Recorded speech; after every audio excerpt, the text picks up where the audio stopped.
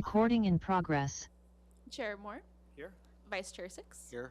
Board Member Anderson, Here. Board Member Black, Here. Board Member Noon, Here. Board Member Olson, Here. Board Member Whalen. Here. Thank you. Okay, thank you. So we are opening our meeting, and we'll move on to approval of the minutes for August 22nd. Oh, sorry, public comment first. We're going to start with general public comment. Does anyone have anything general that they would like to address the board with? Thank you, Chair Moore. I don't have any participants in Zoom, and I don't believe I have any speaker slips for any general business. We did receive written correspondence from Rafa Albasanz, David Petrie, Tyler Douglas, and Tara Stoker, which was distributed to the board prior to the hearing. Okay, you. thank you. We'll close public comment and go to approval of the minutes for August 22nd. So moved. Second. Okay, any discussion? Yes, I have an item, please. On discussion item number 4, 1922 De La Vina. I think it's the second sentence, if you want to call it up.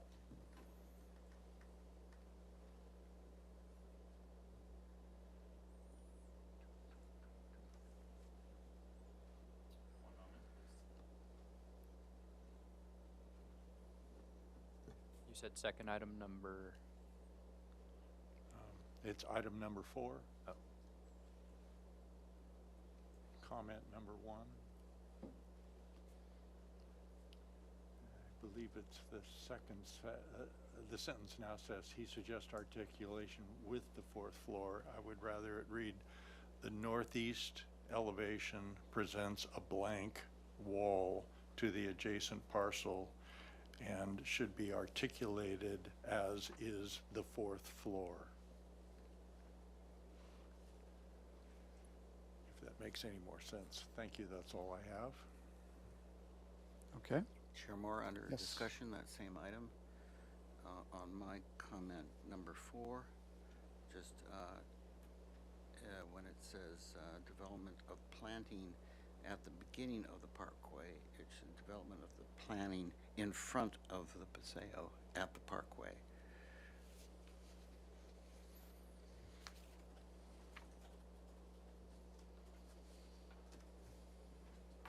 All right.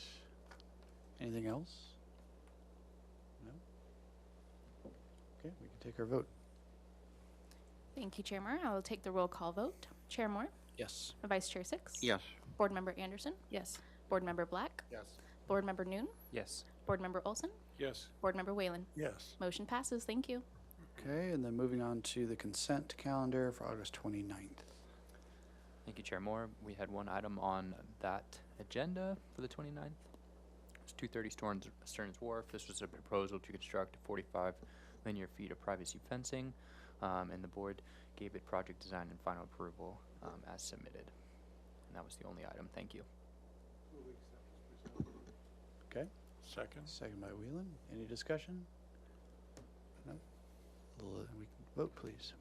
Thank you, Chair Moore. I will take the roll call vote for this. Chair Moore, Yes. Vice Chair Six, Yes. Board Member Anderson, Yes. Board Member Black, Yes. Board Member Noon, Yes. Board Member Olson, Board Member Whalen. Yes. Motion passes. Thank you. Okay, thank you. Moving on to announcements, requests by applicants for continuances, future agenda items, and appeals. Anything? No staff announcements at this time. Thank you. Okay. Chair Uh, Moore, yes. I have a announcement. I have a conflict on item 3. That project is in our office. Okay. So at that, just prior to that item, if you could make that announcement again. Is that typically the appropriate time to do that, right before? Okay. But it's okay to let us know ahead of time. It's actually preferred if you could let staff know as well, just so they can check for any quorum issues. Okay, any subcommittee reports? No? Great. Well, looks like we'd start with item 1, if we're ready.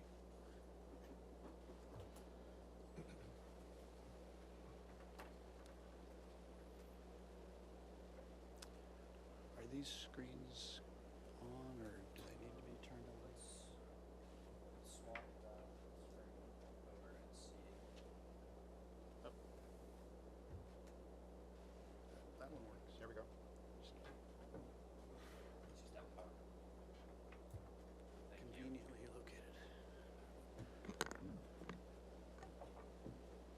Okay, so this is item 1. This is 1810 San Pasqual Street.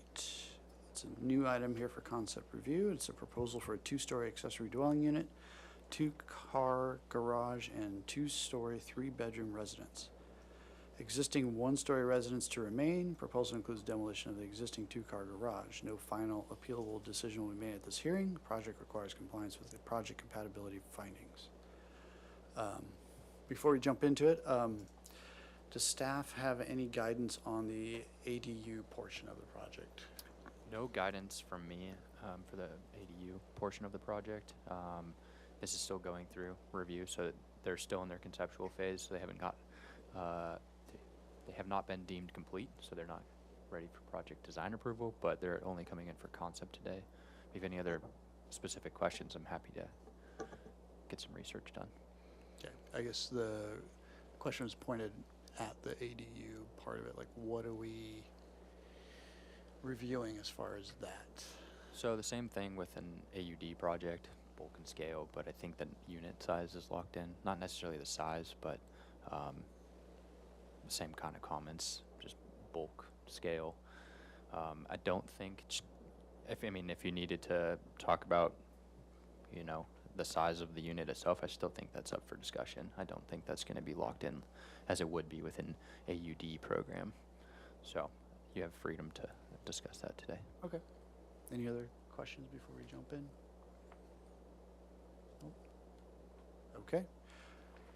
Welcome. If you could introduce yourself. Name is Jose Luis Esparza. I'm the architect.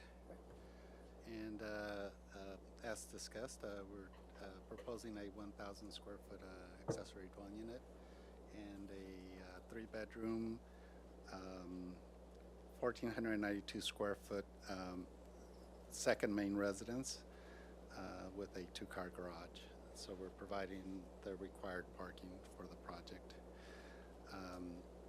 The project is located on the west side on San Pasqual Street between Pedregosa and Islay. The main street-facing elevation is, or the site faces southwest towards the street. The existing residence. You'll have to move the drawings for us. Yes.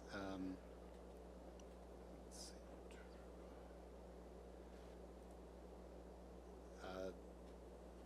see. I'll just go along as we look at the drawings. So this would be the front of the unit. Let me go to the site just so that we orient. So the existing house is a single-story, 3-bedroom, and it's located just about the middle of the lot. There is a 2-car garage, undersized, that we're proposing to demolish here in this corner. And the main residence, proposed main residence at the front of the site, and then the accessory dwelling unit is at the back of the site, with the open yard requirement being here alongside for access from all 3 units. So if we go back to the renderings, this is looking at the back unit and the side of the existing residence. This would be from the driveway, again looking at the accessory dwelling unit. This is from the front, looking down the driveway at the new unit, accessory dwelling unit in the back, and the new unit in the front. This would be the front of the new unit. This is looking at the open space and the accessory dwelling unit. We are providing turnaround, so this rendering is, we're missing the driveway here, the turnaround pocket. Here's what the middle unit looks like between the 2 units, the front and the middle and the existing unit. And this is looking at the new unit in the front from the open space. Again, an aerial view. We are providing the stormwater management with infiltration pits, one for each of the new units. This is the floor plan of the accessory dwelling unit, two-car garage with living downstairs, half bath, and then upstairs the 3 bedrooms with master and second bathroom for the 2 bedrooms. This is the design of the new unit in the front. So 2-car garage, living downstairs, 3 bedrooms upstairs with a hallway bath and master bath. Nothing too luxurious. The architecture of the units is reflecting what the existing unit architecture is. It's kind of like a bungalow craftsman style. So we're doing siding, asphalt shingles, some wood trim details, trim around the windows. We are providing a front porch for the front unit to give it a little bit of presence and distance to the street, with side access for the yard and a balcony from the master bedroom over the garage. The balcony does not encroach into the front setback, and it does comply with the solar. Both units do. Section through the units, very standard construction, 8-foot plates, attic on the second floor. Probably use TJIs for the floor system. This is the section for the front unit. Again, just very standard construction, 8-foot plates. Some of the detailing to go along with the craftsman. So we've got the overhangs, 18-inch overhangs with fascia and gutters. The roof pitch is a 5 and 12 to match the existing. Wood windows to match the existing wood trim. We do have a couple of places where we have some plant-on beams at the entrance of the back unit. And those would be, wood beams. Some more detailing of the balcony. So we would use space decking for the balcony floor, and just a shed roof for the roof. It's a 2 and 12 pitch. Hidden connectors for the beams to post connections. And then our typical foundation, as when we get the SOLS report, we'll verify that they're deep enough. And this is the existing residence. It's a 3-bedroom, huge kitchen. I think this was back when the kitchens were, had very little cabinetry, but they were just big. I think it's bigger than some of the bedrooms. These are the elevations of the existing residence. As you can see, there's wood trim, wood windows. It does have a little pergola at the front, and then this is the composite of the elevations, the side elevations of all 3 buildings. So we've got the back elevation of the accessory dwelling unit with the new unit in the background.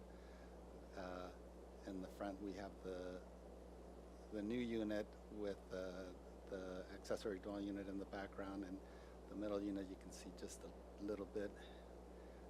Here's looking at the side opposite of the driveway, and then this would be the view of it from the driveway. And I don't see where the photos are.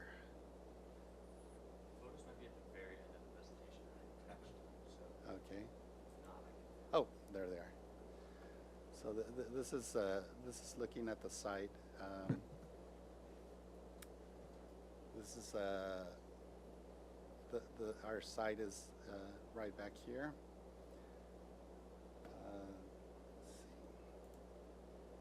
This is looking at the front of the site.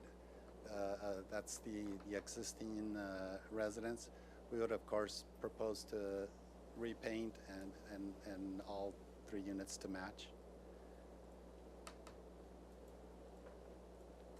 Again, the front of the site, and then looking towards the southwest.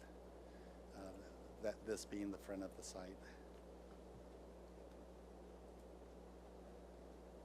Looking in the other direction, and then this is the back of the existing residence with the back stairs,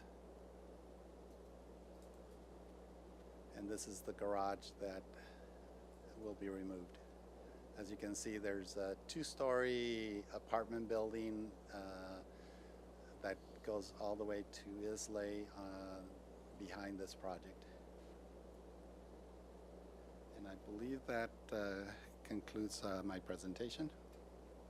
Okay, thank you. Is there a aerial photo or anything like that with your, as a part of your? I didn't do an aerial photo, but I do have a sort of an aerial of the rendering. Okay, it's more for the neighborhood context. Mr. Russell, can we pull up Google Earth? Just helps us get an idea of what's next door and all that. Yeah, there is a mix of architecture in the neighborhood.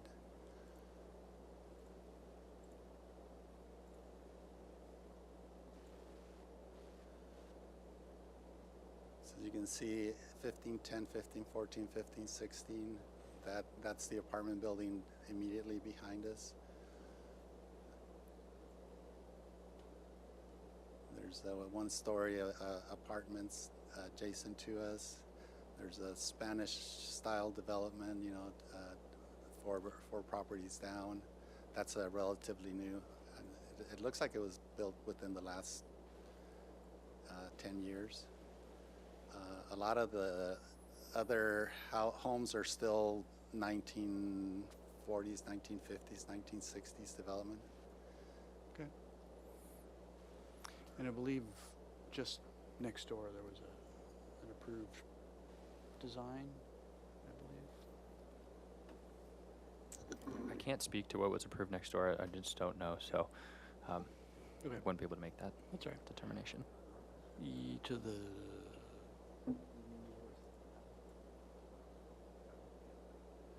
Yeah, I did see a sign there, but I didn't see what it was for. Okay, great, that's helpful. Okay, we need to open public comment for this item.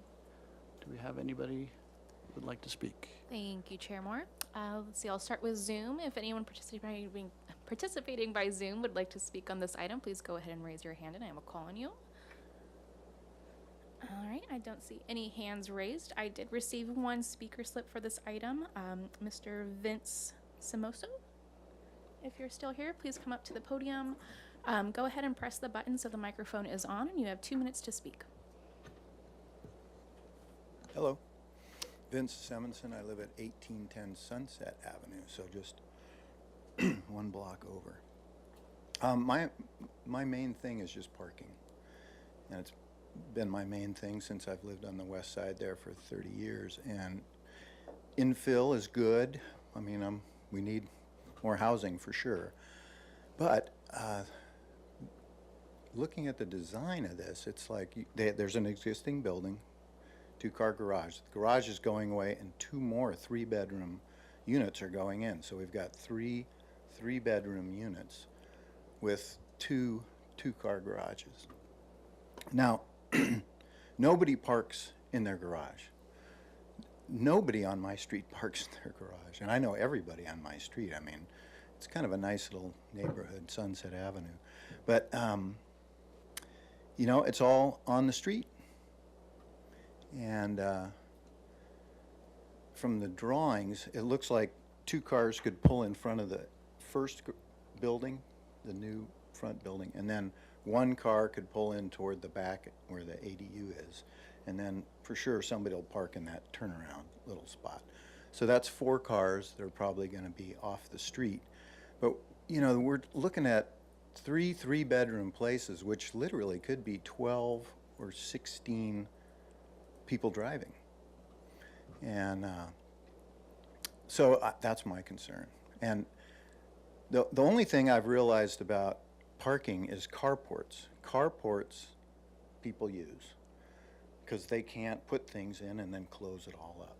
So they actually use carports. But they never park in garages. I mean, I don't park in my garage. I actually have a driveway, but, you know, a lot of people don't. So anyway, that's my deal. Okay, thank you. It's a lot of buildings. Thank you very much. Thank you. Thank you. And then Chair Moore, we did not receive any written correspondence for this item. Okay, great. With that, I will close public comment, and let's move to questions. Who'd like to start? Mr. Whalen. I will. Mr. Esparza, I only have one question about your proposal. Let's see if you can go to your sheet X2 or image 22, 21 and 22. The drawings seem to indicate, oh, those are the photos, yes. Yes, that one. The drawing seems to indicate that there will be changes made to the existing house, that is improvement to the front porch and the rear steps. Comparing these drawings to the photos, it looks like things have been removed. So question is, will there be changes and improvements made to the existing house? The changes and improvements will be cosmetic. As you can see in the photos, the rear building is not in great shape, especially this elevation, but the stairs are there, and they'll remain there, and it's just going to be a cleanup. It's not going to be we're not going to change the footprint or the size of it. But the drawings seem to indicate that the vent pipes, the lattice work, other items are going to change. So what I'm hearing from you is, don't believe the drawings, believe the photographs. Nothing's going to change. You know, I wouldn't draw the pipes, you know, but if we can, they would be concealed and done properly. You know, of course, the painting. You know, we've got 2 different color roofs on. The back roof is gray. Painting aside, and then Yeah. on the front elevation, if you could go to both the photo and the drawing, there are a number of additions on the front porch that aren't reflected on your drawing. It looks like Yeah. it's quasi enclosed. What's happened on the front elevation is that the tenants have put in shading. Like this is a lattice, and there's a shading material there, and that's a shading material there. Those will be removed. You know, we're going to have a 2-story building in front of it, so it won't be required. It's just cleaning up of what's there and what's permitted there. All right, thank you. That's my only question. You're welcome. Okay. Anyone else? Yes, I have 2 questions. Mr. Esparza, do you think there's any way to give some relief to the neighborhood parking by providing spaces somewhere on that lot? You probably know it better than we do. It is a little bit tight, and I did try to work in more parking.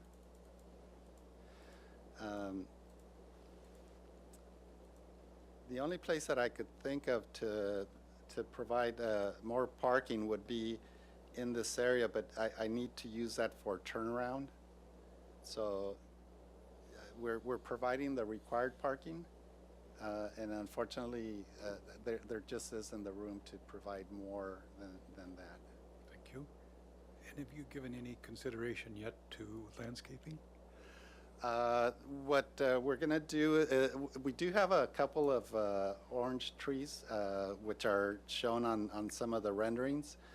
And what the owner would like to do is a very simple but durable landscape.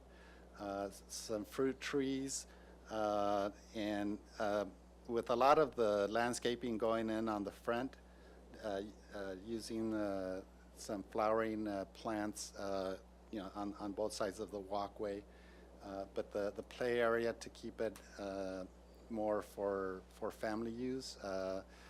Not sure if he's going to use turf, or probably not going to be turf, but it might be synthetic turf. This is being designed for families and for young kids to be able to play in that area. Do you contemplate any- We're open to suggestions, by the way, because we haven't started the landscaping.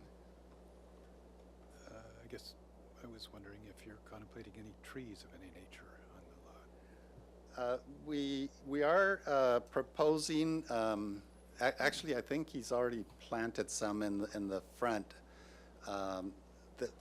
When he first bought this property, there were no trees at the front of the site, and he's planted a couple of street trees. Let me see if I got a picture of those. No, I guess I didn't. But on the site plan, we do show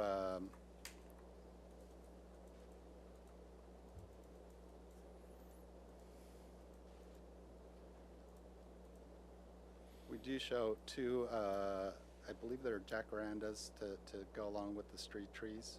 And there is an opportunity to do street trees here, and all of this area, as long as they're friendly to the design that we're looking for. And we will be having a landscape architect design that. That's all my questions. Okay, anyone else? Mr. Noon? Yeah, just a quick one. Can you go to the new elevations? For front building or back building? Either Or one. the composite? Composite, yeah, that'll work.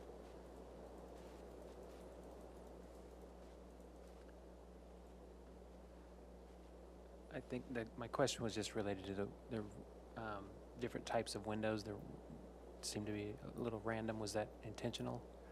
That was intentional. There is a combination of windows, and there's also the consideration of egress. The single hung window is very difficult to get egress without having raised higher plates to accommodate the taller windows. So that's one of the main reasons why we're going with the sliders, but they would still be wood. Mm-hmm. That's my questions. Okay. Any questions, Mr. Black? Small one. I noticed on your site plan notes, fencing on the along boundaries, it indicated 5-foot fence. Did I misread that? Maybe I just didn't see that.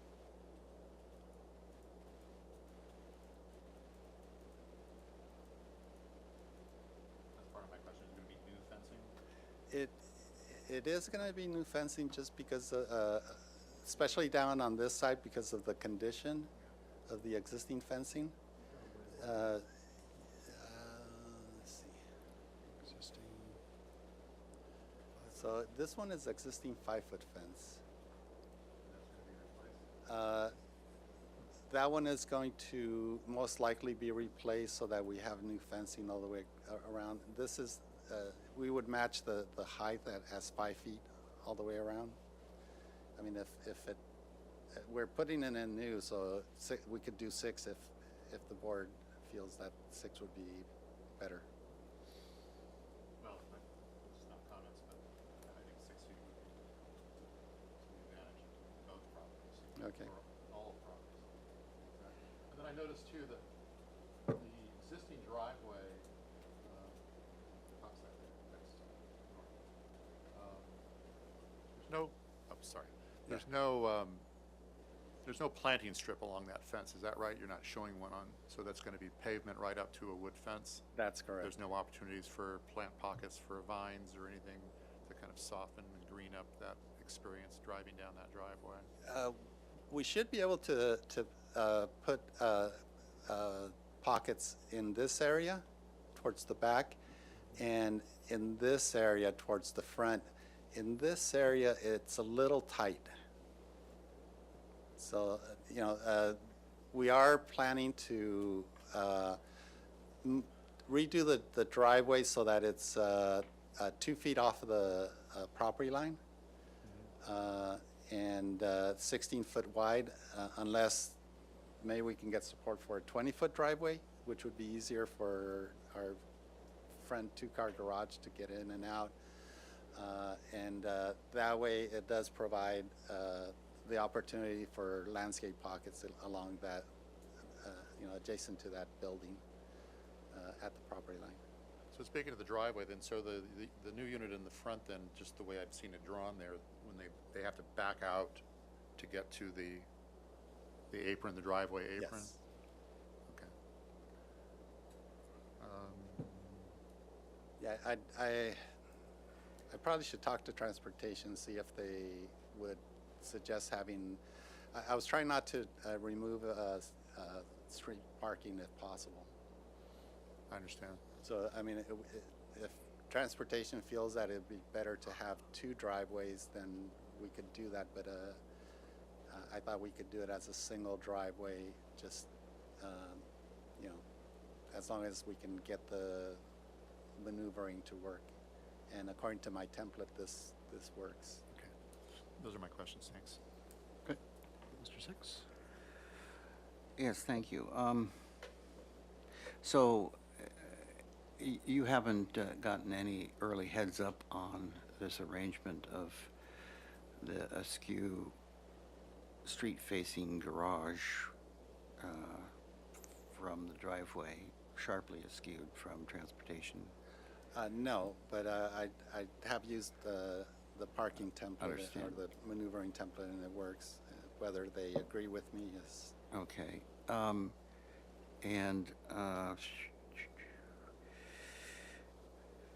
Talked about that. Have you examined, and I know it's voluntary, but some of these older houses, the existing residents has of this age have extremely insubstantial foundations. I bring that up because it's very wise to bring some of these up to, some of them are set on stone, and if that was the case, there might be an opportunity to move the existing residents when improving the foundation. Has that entered your discussions? it has not to this point, but thank you for bringing that up. I will make sure that I bring that up to the owner, and the owner happens to be a concrete contractor, so I'm sure that if the foundation is lacking, he would be more than willing to do a foundation and maybe move the, Okay. correct some. And then what is the dimension, the depth of the side planter on the front new residence, between the new residence and the driveway? Is that 2 feet, 1 foot? That 18? is 2 feet, yes. 2 feet, all right. I think those are my questions. Ms. Anderson, any questions? No questions. Okay.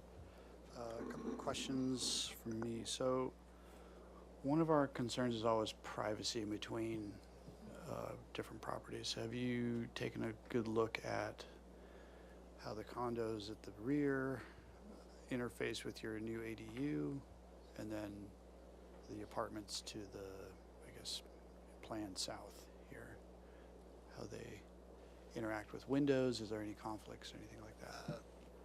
Fortunately, on the design,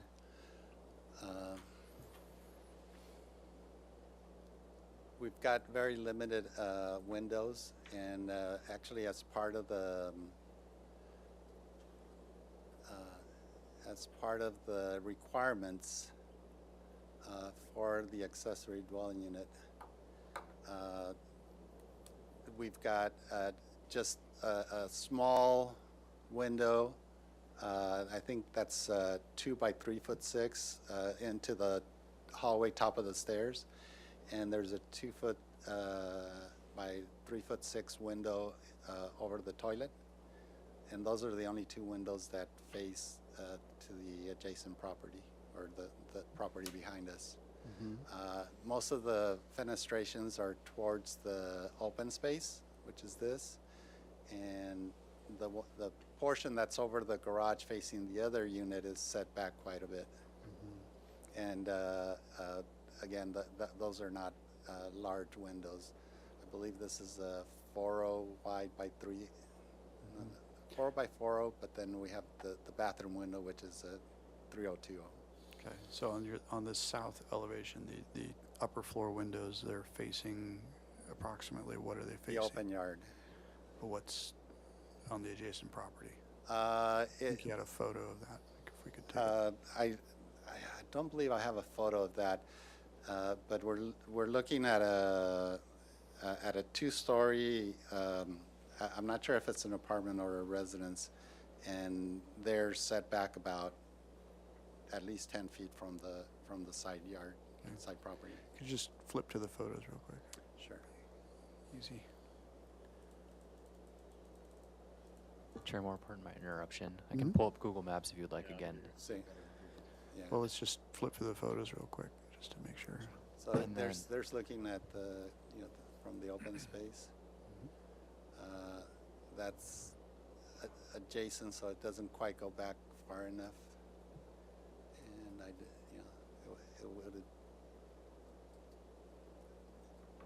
Yeah, if you can show what. Okay. Well, there's one more slide, so sorry. There we go. That's the back. Right. So this is what the ADU would be facing Right. the So back of. our bathroom window is probably about here, and Okay. our stair window's probably about here. Okay. Yeah, if we could see that. I was also going to mention as well, we had a comment earlier regarding your purview over the ADU. So size, bulk, and scale, you can discuss anything today. So just wanted to confirm that.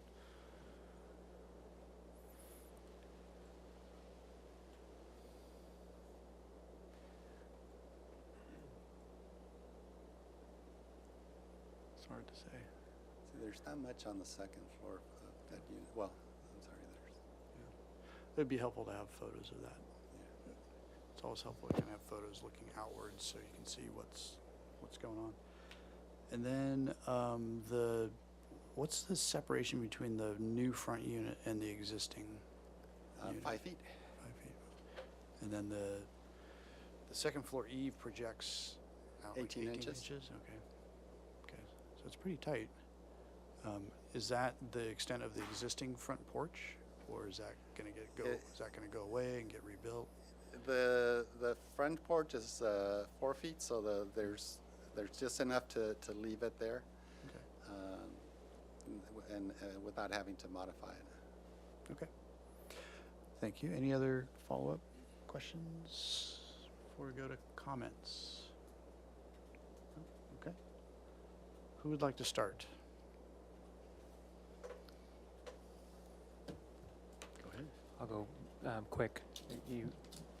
Your question sort of addressed the comment that I was going to make. It would be nice to see how the privacy is affected on the units around it, looking like Chair Moore said, looking out from this property.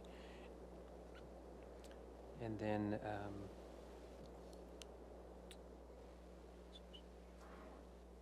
just further development of the site. I know you mentioned landscaping is pending, but how that affects, how the trash, for instance, would be affected on the site. But those are some things that I would, offer to bring back, and then, but as far as the project is concerned, I would be in supportive of the direction so far. Okay, thank you, Vice Chair Six. Chair Moore, thank you. I find this project extremely challenged. First of all, I Google Mapped also, and this is a charming community with hardly any carports or garage doors to the street. There's only one example I could find on the block, and it was because it was a corner lot, and they had to have at least one side access to the garage. I think that there's just not enough room on the site to develop it in the way you have. And we've got a very unfortunate collision of the front unit with the mid unit, as Chair Moore touched upon. There is very unfortunate, extremely dead space in the rear of the property where you're taking advantage of the exceptions to bring the back of the garage within 3 feet of the rear yard.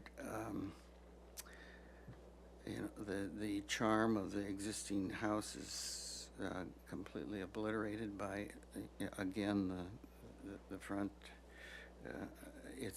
the positions of the new structures.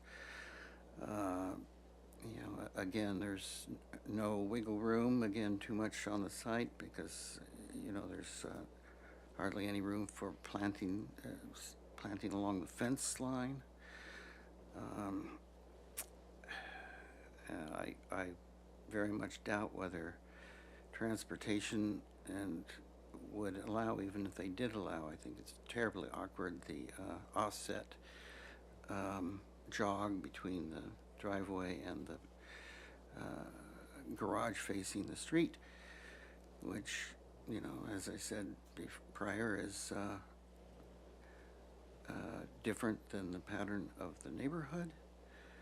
I think that all elevations are extremely severe and of no interest. You say that you're matching the existing style, but they're all hip roofs, and the existing house has some charm with the bungalow dead center gable at the front. If this site is going to have the capacity of 2 residences and 1 ADU, there's just got to be more finesse and more inner reaction and changes, maybe, with the existing residents. I don't think that the idea of not touching the existing residents is working for you and is creating extremely awkward and overbuilt site. Those are my comments. Okay, thank you. Anyone else with comments at this time? Go ahead. Chair Moore, I largely agree with Member 6, but I do think this is a challenging project that could be met without overbuilding the site. To some degree, it fits well within the neighborhood, bulk and scale, but massing is where it falls apart for me. It is a cute little original building, or as David Geboir would call it, a delightful creature. I would like to see the bungalow aspects reflected more in the new buildings, whereas the new buildings don't really, except for the hip roof, they don't really have much character. The original bungalow has some delightful scalloped shingles on the upper part of it. If more of those bungalow aspects were reflected in the new buildings, that can tend to Victoriana. The beam end details don't seem to match the window types, but mostly the massing. Bungalows were always very simply massed, and I would prefer a solution that the additional buildings did not have such complicated forms as they do now. It's as if the program were determining the massing of the structures.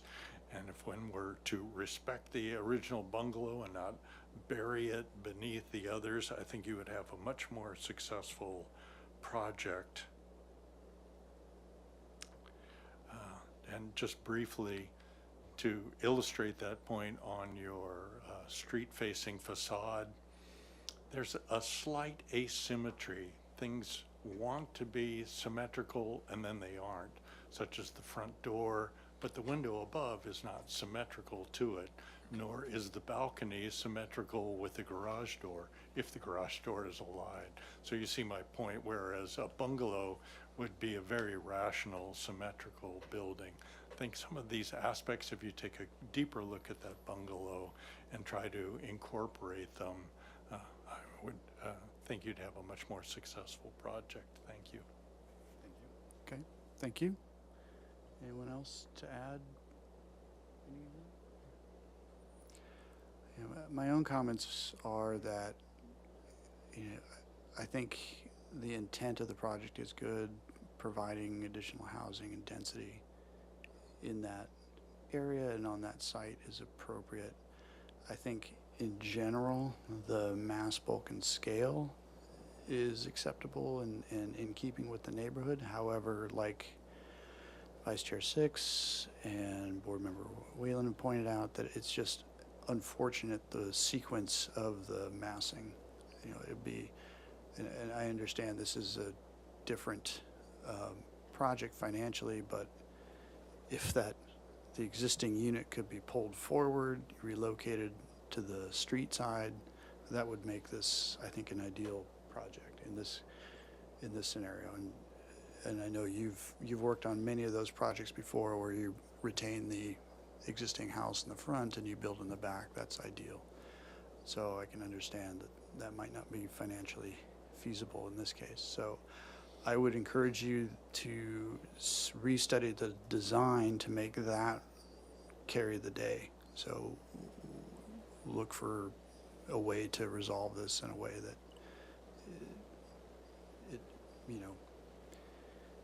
that massing is not an issue anymore for us. So, anyone else? I'll add one comment. Yes. I know we're not there relative to the landscape, but I think landscape is going to be important. The fact that, the new structures do fill up this lot, and I think you need to look for every opportunity to provide landscaping and then, getting some verticality where, as it impacts the two adjacent, was it on the east and south, sort of soften that two-storiness of, well, not only the adjacent properties, but yours as well. So I just don't want the landscape solution to just be minimal, because I think it's important. And then also to the notion of having at least a minimum of 6-foot fence if you're replacing. I don't think 5 feet really does justice to any of the properties around it. So simple thing, but and then we talked about looking for opportunities to get at least a planting strip along that driveway, and you said that there may be opportunities to do that. So I just want to reiterate that as well. Otherwise, I pretty much agree with the other comments that have been made. Thank you. Okay. We do need a motion. Is that correct? Okay. Would someone like to make an attempt?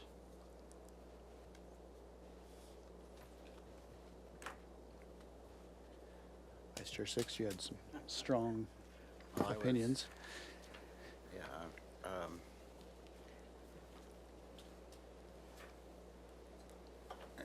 I think that this should be continued indefinite and returned to the full board.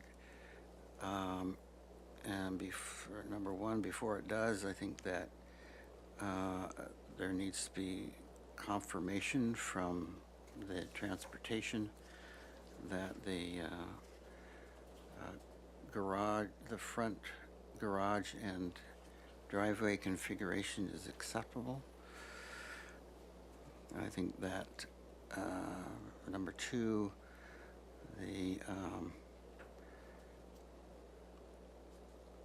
overall sequence of massing should, from front to back, should be re-studied to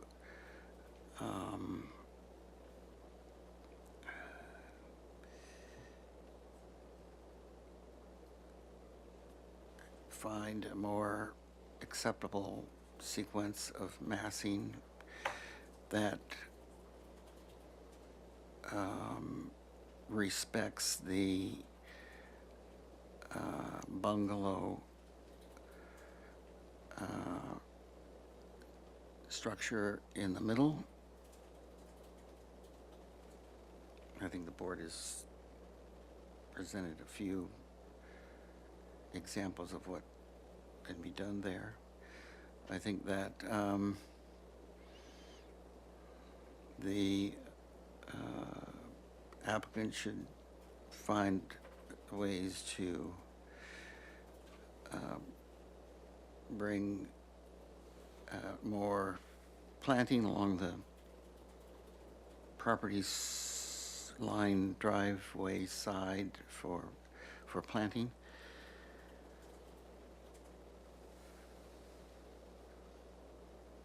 That the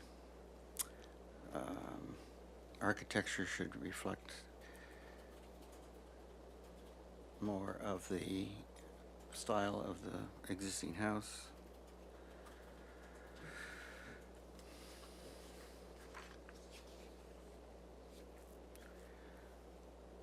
The fence, the perimeter fence should be increased to a minimum of 6 feet.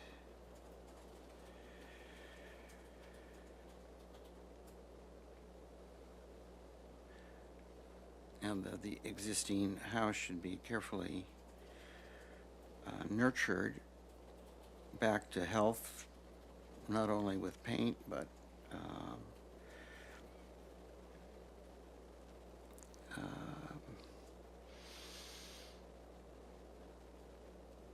reasonable care, reasonable, financially reasonable ways to remove piping and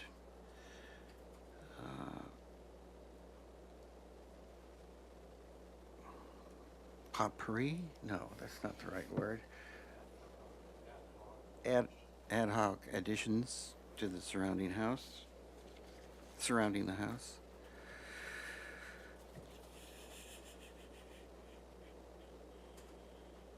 I think that's it. Okay. I'll second. Seconded by Ms. Anderson. Any discussion? Yes, can we add something about including photos of the neighbors to confirm privacy issues? I very welcome that addition. Can we state that maybe an exhibit of how those are affected rather than just photos? Or do you think photos are sufficient? Well, I think the applicant shall inform the board of the privacy issues of adjacent neighbors. Thank you. Okay. Anything you- else? Did you mention issues of landscaping, Mr. Six? Yeah, I'd be happy to add to the motion that in consideration of the density proposed, that landscape, healthy and dense landscape, it will be required. I think we should probably read that back. Thank you, Chair Moore. The motion stands right now as continue indefinitely with comments. With the following comments, the applicant shall confirm with Transportation Department that the front garage and driveway configuration is acceptable. The overall sequence of massing from front to back should be restudied to find more acceptable sequence of massing that respects the bungalow structure in the middle. The applicant shall find ways to bring more planting along the property line on the driveway side. The architecture should reflect more of the style of the existing house. The perimeter fence should be increased to a minimum of 6 feet. The existing house should be carefully nurtured back to health, not only with paint, but also reasonable ways, financially reasonable ways to remove piping, ad hoc additions surrounding the house. The applicant shall inform the board of the privacy issues of adjacent neighbors, and in consideration of the density proposed, dense landscaping would be required. Okay, does that sound good? Not only good, but great job. Thank you. Propose one addition, the phrase, "The architecture should reflect the bungalow style and massing." Absolutely. Perfect. And massing. Thank you. Okay. Let's take our vote. Thank you, Chair Moore. I'll go ahead and take the roll call vote. Chair Moore, Yes. Vice Chair Six, Yes. Board Member Anderson, Yes. Board Member Black, Yes. Board Member Noon, Yes. Board Member Olson, Yes. Board Member Whalen. Yes. Motion passes. Thank you. Thank you. Thank you. Thank you for all your comments. Okay. Yeah. And before we jump into item number 2, I need to sit out this one due to a previous owner relationship.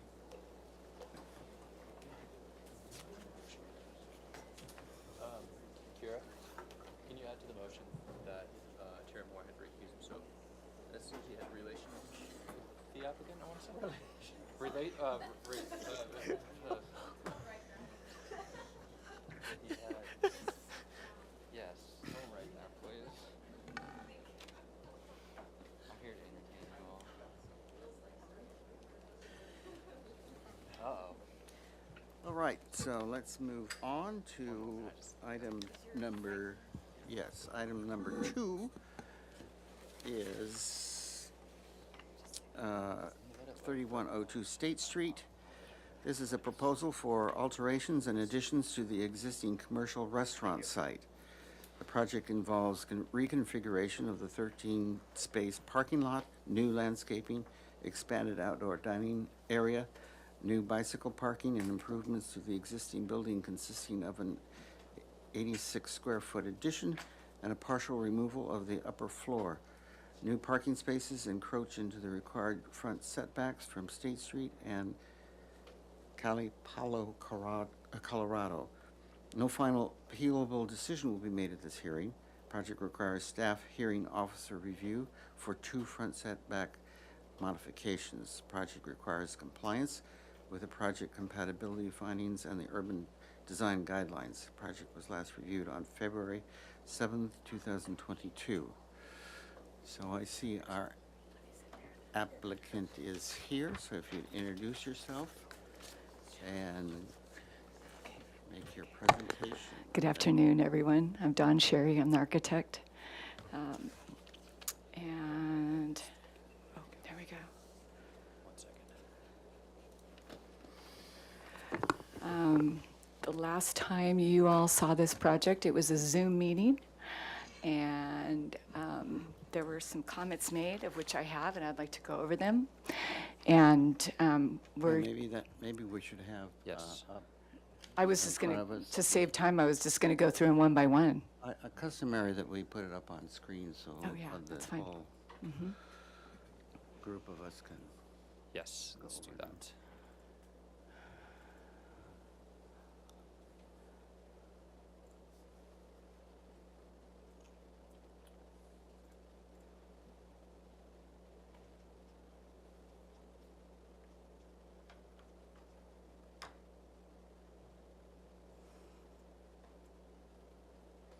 So I'm going to read these. I feel better to include an existing site plan, examine alternate parking layouts that further minimize required modifications for the 20-foot setback, relocate bike parking off the public walkway, provide continued use of existing stone facing on support walls, provide a careful layout of the mechanical systems and their screening, provide landscape plan, restudy the canopy eyebrows on the building to be more unified in design, especially in the relationship to one another and the relationship to the freestanding canopy. The board looks forward to seeing the sophisticated colors to harmonize the building The architecture and color shall relate to and bring out the attributes of a mid-century modern design that underline the existing structure. So, that's what we talked about last time. All right. So before I start addressing the comments, I just wanted to point out that we have Robert Richards, our landscape architect, here today. And we have the owner, one of the owners, Sarah Dandona, in the audience, and Phaedra Gage from my office. She's never been to ABR before. These in-person meetings are new. We're basically here today because we're looking for positive comments to go to modification to a show hearing for the parking. And several of you were not here in the last meeting. I know Steve and David and Dennis were not here. I don't think you guys saw the project. Were you here? And in that meeting, it's hard in a Zoom, but I wanted to point out, let me go to the site plan.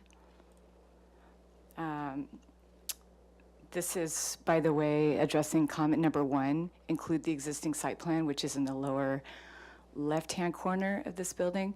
Currently, there's no striping, so that's why you don't see any in that drawing. The drawing on the right is the proposed site plan. When we left the last hearing, it was suggested that we flip the parking to head into the building and to be on the building side instead of the outside.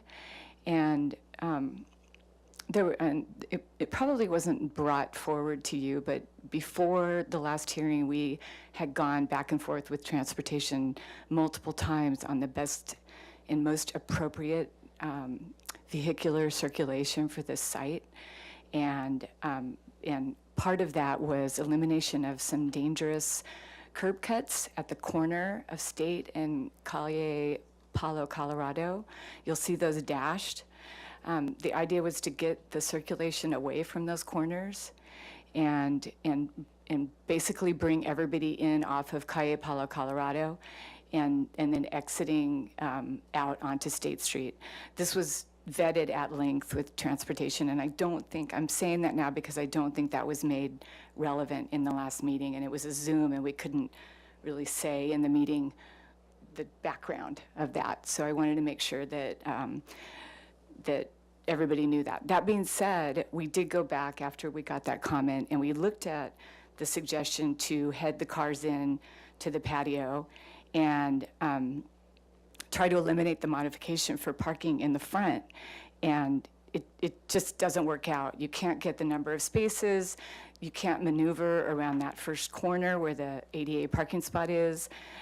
You can't back up very well. It's actually takes up, because if you can imagine a mirrored image of those diagonal parking spaces next to the building, it limits the path of travel from the public sidewalk, which is the ADA path of travel, and it increases the hardscape. And there are a lot of other properties in this area of Upper State that have parking in the front yard, and a lot of them are actually closer to the street, and we're actually increasing the amount of landscaping. So with much deliberation and working with Robert, and getting okay with transportation and support for a mod, this is our proposal for the parking. And that's mainly what we're here about today, is to get positive comments for that. Ms. Sherry, be aware of your time. Yeah, I wanted to spend most of it on the parking too, a so third away. I'll go through this really quick. We relocated the bike parking. It's now located off of State Street, off of the sidewalk. We continued the use of stone facing. There's the existing elevations with the stone, and our proposed elevations. This is the elevation as seen from State Street, and this is the elevation within the next one. Where is it? Oops. Oh, this is the elevation from State, and then this is where is it? Yeah, and this is the elevation from within. And so we're still using the stone. If you remember, we had a sloped awning, covered dining area, and we've since decided to flatten that and still use the angled supports that are in support of, we really liked in support of mid-century, kind of further enhancing the mid-century modern features of the building. And then we have screening for our mechanical, which was asked for. It is right here.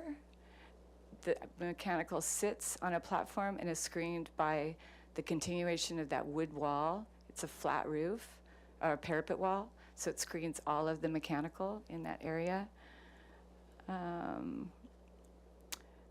We have I'm going to let Robert talk about the landscaping really quick, but here's once again to remind everybody of the view from the streets of the building and the side. There's that awning, there's the other awning, and then I'm going to let, I think I got all those items. Oh, sophisticated colors was on the agenda to do. Hold on, are they in the back, Phaedra? The next one. So these are just very simple neutral palette, natural stained wood, white siding, comp shingle, permeable pavers in gray, and that's a photo of the building the way it looks now. And these were some inspirational material imagery for the kind of look and feel that we want with the stone and the white. It's very simple. So I'll let Robert.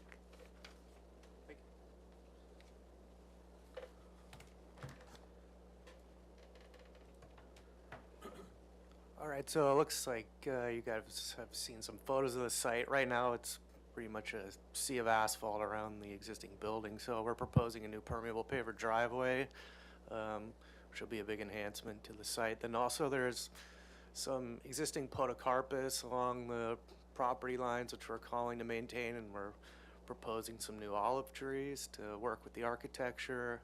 There's also a new pathway from the sidewalk that allows you to access the entry to the restaurant.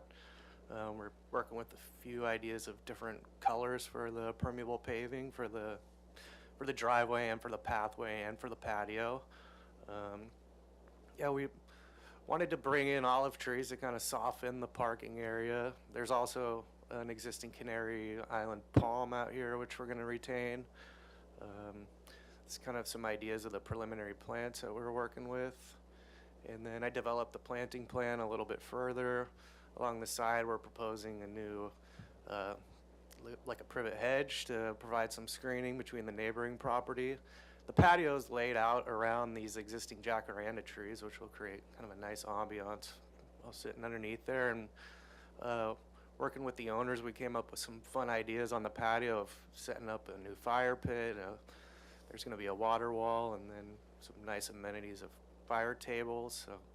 So overall, the planting, it's kind of a Mediterranean style with roses and lavender and the new olive trees, and put in a few agaves. And then the idea was to maybe get some softer planting up against the glass here to provide some relief there. So that's kind of a quick rundown on it. I guess up here we've got our proposed irrigation and the information the city wants. It's all going to be drip irrigation, and some ideas about potential plant materials. So I think that kind of summarizes it. Thank you. Does that include? Yeah, I think I did. I was Great. kerfuffled because I wanted to make sure I got through all of those minutes. But I think I picked them all up. You guys can ask questions if I didn't. You didn't seem kerfuffled. So thank you very much for that presentation. We'll open public comment at this time. Thank you, Vice Chair Six. I'll start with Zoom. If anybody participating in the Zoom would like to speak on this item, please go ahead and raise your hand. Okay, I'm not seeing any raised hands in Zoom. I have not received any speaker slips on this item, and we did not receive any written correspondence for this item. Thank you. Of course. That being the case, we'll bring it back to the board for questions. Mr. Whalen? Sure. Ms. Sherry, I know I was here because I made the bicycle comment, and it doesn't appear to me that they've moved off the sidewalk. So where were they previously? Oh, that's a really good question. Looks like they're They're in the- not in the current location. And I can't answer that because Lauren was supposed to be doing this presentation today and Okay. she's sick. She's out sick, but we can pull up the plans if you want. But they're not on the sidewalk, if that's where they were before. So, Well, the comment, Vice Chair They're Six not, to no, Board they're on the Member- property. They're not on the sidewalk. Vice Chair Six to Board Member Whalen, they're up on the screen, and this is the previous rendition from See- that February meeting.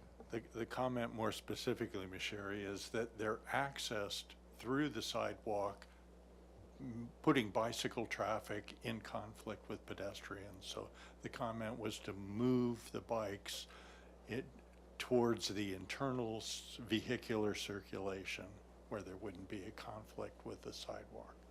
I But understand. that's not a question. Let's see. That was also just FYI vetted through transportation, but All right. I welcome your comments. All right. Another question for your landscape professional. Would it be possible to reduce the asphalt on the service area? It looks like a massive area of landscape, of asphalt in the backside. What, to answer your question here, the only existing asphalt that's proposed to remain is in the rear of the building. This is all new. Right, driveway. I understand. So my question is, could that asphalt area in the back be reduced? I mean, yeah, it's a service entrance, so it serves the function of the restaurant. So my understanding is they require that. All the deliveries are going through there and not through the pavers Yeah, area. and to point out too, here, there's an existing hedge that runs along the back here, so it's pretty well screened. And we're proposing a new low fence here with planting that will, mitigate any views into this area. So Mr. Whelan, I'm confused. What's proposed are you talking about the customer parking or the service No, yard? the service area. Okay, got it. This is just to increase the permeability of the site. Let's see, moving on, what is the width of the planter along Calle Palo Colorado? this one right here, Yes, that one. without being able to scale this at the moment, I want to say it's roughly 3 feet wide, maybe a little bit wider than that. I'm sorry, 30 inches? No, I think it's about 3 feet wide. 3 feet wide, thank you. And it appears that all of the mechanical equipment on the top, that is the swamp coolers, and there was some other tower, those have all been removed, is that correct? Has it been removed now? Okay. All right, those are my questions, thank you. Thank you, Mr. Whelan. Mr. Olson? I didn't understand that they'd been removed. I thought they would have been covered. We're not removing, our proposal is we need our makeup air and our exhaust for our kitchen hood, and that's where those are going to be located, and the AC unit as well. 10 foot is required between makeup air and exhaust, but it's all hidden behind the screened area. Is there not a mechanical tower on the backside existing? You'd have to go to the photos. I don't know, but if there is, it's going away. Okay. Yeah. That answers it, because it doesn't occur on the drawings. No further questions. Thank you. Just a quick question about the parking modification. Your number of spaces, is it at capacity? Are you over what you need, or? We could turn to this title sheet, which has the parking calculation on it. And Ultimately, my question is, the modification is it based on one space that's over, or one and no, maybe it's a corner of the other? modification for the parking being located in the front yard. It's kind of a technical mod that's required because even though it's commercial, the mod's not for the number of parking spaces. We're not asking for a reduction. Okay. So just encroaching in. In the looked like- front yard, basically in front of the building instead of behind the building is the technical definition of front yard. So Okay. And that is encroached by one space and a portion of another one? if you go to the site plan again, Looks you like can you're, see the front yard setback. It's portion of three, okay. a small portion of three parking spaces in that front yard setback area. Yeah. Got it. Thank you. That's my question. Mr. Black? Let's go back to the site plan. So, I noticed on the landscape plan that last parking space on the far left, maybe the landscape look fast.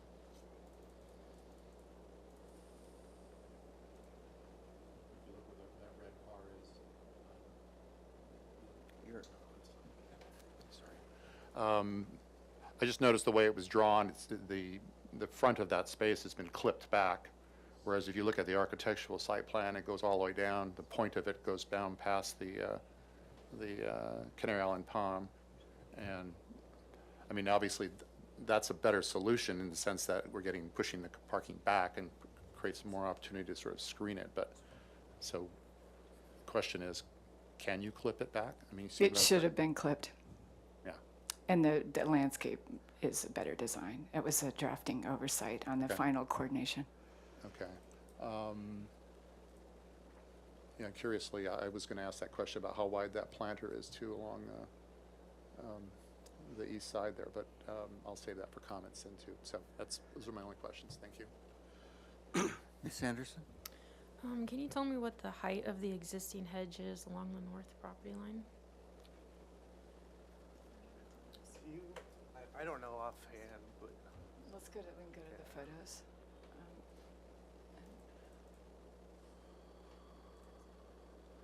there's some pretty substantial plant material in the back of this building. There it is. Right there? That one? Yeah. Looks like about 6 feet. Is that along the back? That's the side property Side. line. Oh, I'm sorry, what was the question? On the north. On the north. residential. That's the north. Their site plan said north, was it? Oh, The north. If you go to your site plan, it's like, I mean, you can kind of see I think this is where you're concerned about the screening. You can see that the podocarpus that's back here. There's large planting that's on the back side of the building, which I think is kind of what you're asking about. I don't know that there's a oh, there you can see it right here. See where I'm kind of waving? Yeah, it's high. There's a hedge that runs Okay, along the back great, there, thank and then you. there's also these large podocarpus that kind of wrap around the back of it. So okay. And then, do you guys have a section through the parapet area where the mechanical equipment is located? No, Has the mechanical equipment been selected yet? it's still being resolved because the hood is still being resolved and the kitchen equipment's still being resolved. Okay. But we do understand it has to be screened. Okay.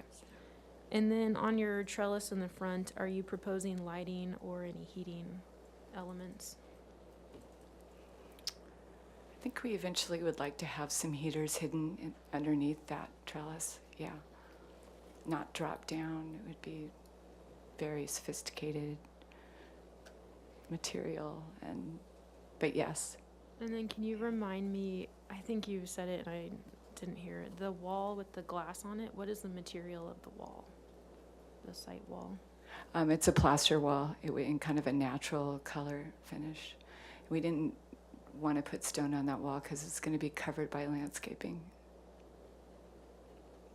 And it is glass above. Mm-hmm. Thanks, Rob. Thanks, Peter. Okay, those are my questions.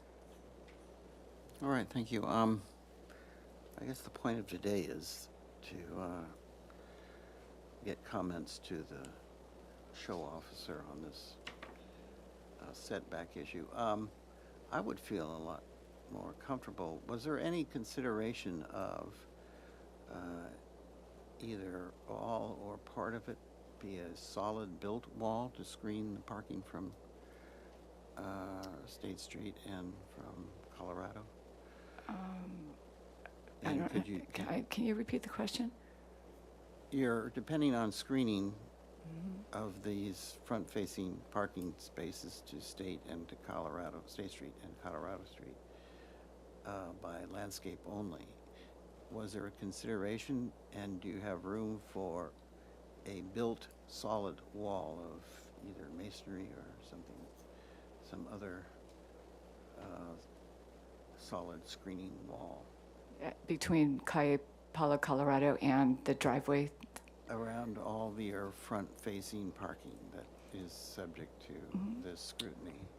We'd rather plant some significant landscaping in those areas and not build a kind of wall around the property, and we didn't think it was an expense that was either desired or necessary, and And with the confi- landscaping's going to do that. With the configuration of putting a wall around the outside of this thing, you're gonna be tasked with softening a wall, in addition to the parking. I think having some layered planting in there is gonna be pretty effective at The helping to knock back the visibility of the cars.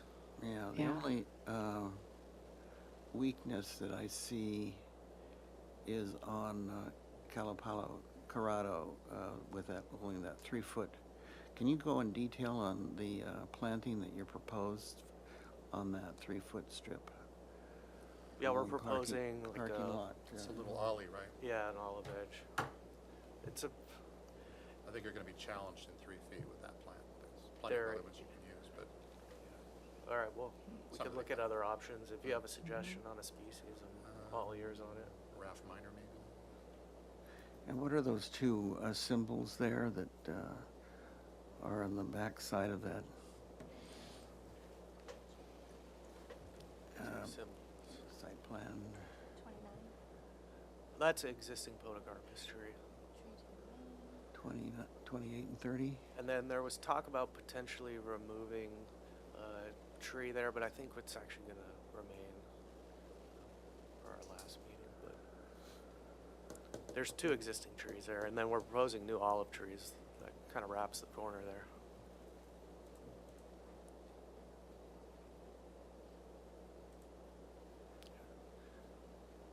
Yeah, there's a Chinese elm tree that looked a little beat up there, and we were considering removing it, but I think at this point it's gonna remain. Okay. I guess those are my questions. Chair 6, or Vice Chair 6. Yes. I'm Tony Bauman. I'm the planner assigned to this, and I think it might be helpful to clarify some of the ordinance requirements that we're discussing right now. There's the zoning ordinance has parking area landscape standards, as you know, and the requirement for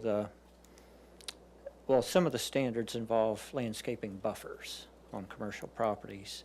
And one of the requirements is for front lot lines, which would be Calle Palo, Colorado, and State Street, or the 2 front lot lines. The requirement is a landscape buffer with a minimum inside width of 5 feet, along with a fence or hedge 42 inches in height. And an alternative to that is a landscape buffer with a minimum inside width of 8 feet. And that wouldn't need a fence or a hedge. And then on interior lot lines, which is the alley side to the north and the interior property line to the neighbor to the west, there's a requirement for a landscape buffer with a minimum inside width of 5 feet. And then while I'm at it, there's a requirement for a landscape buffer of 3 feet adjacent to all buildings and walkways. So that's what the ordinance calls for. But the parking lot landscape standards also provide kind of for a situation where you've got a developed site with an existing building and you don't have flexibility like you would be for all new development.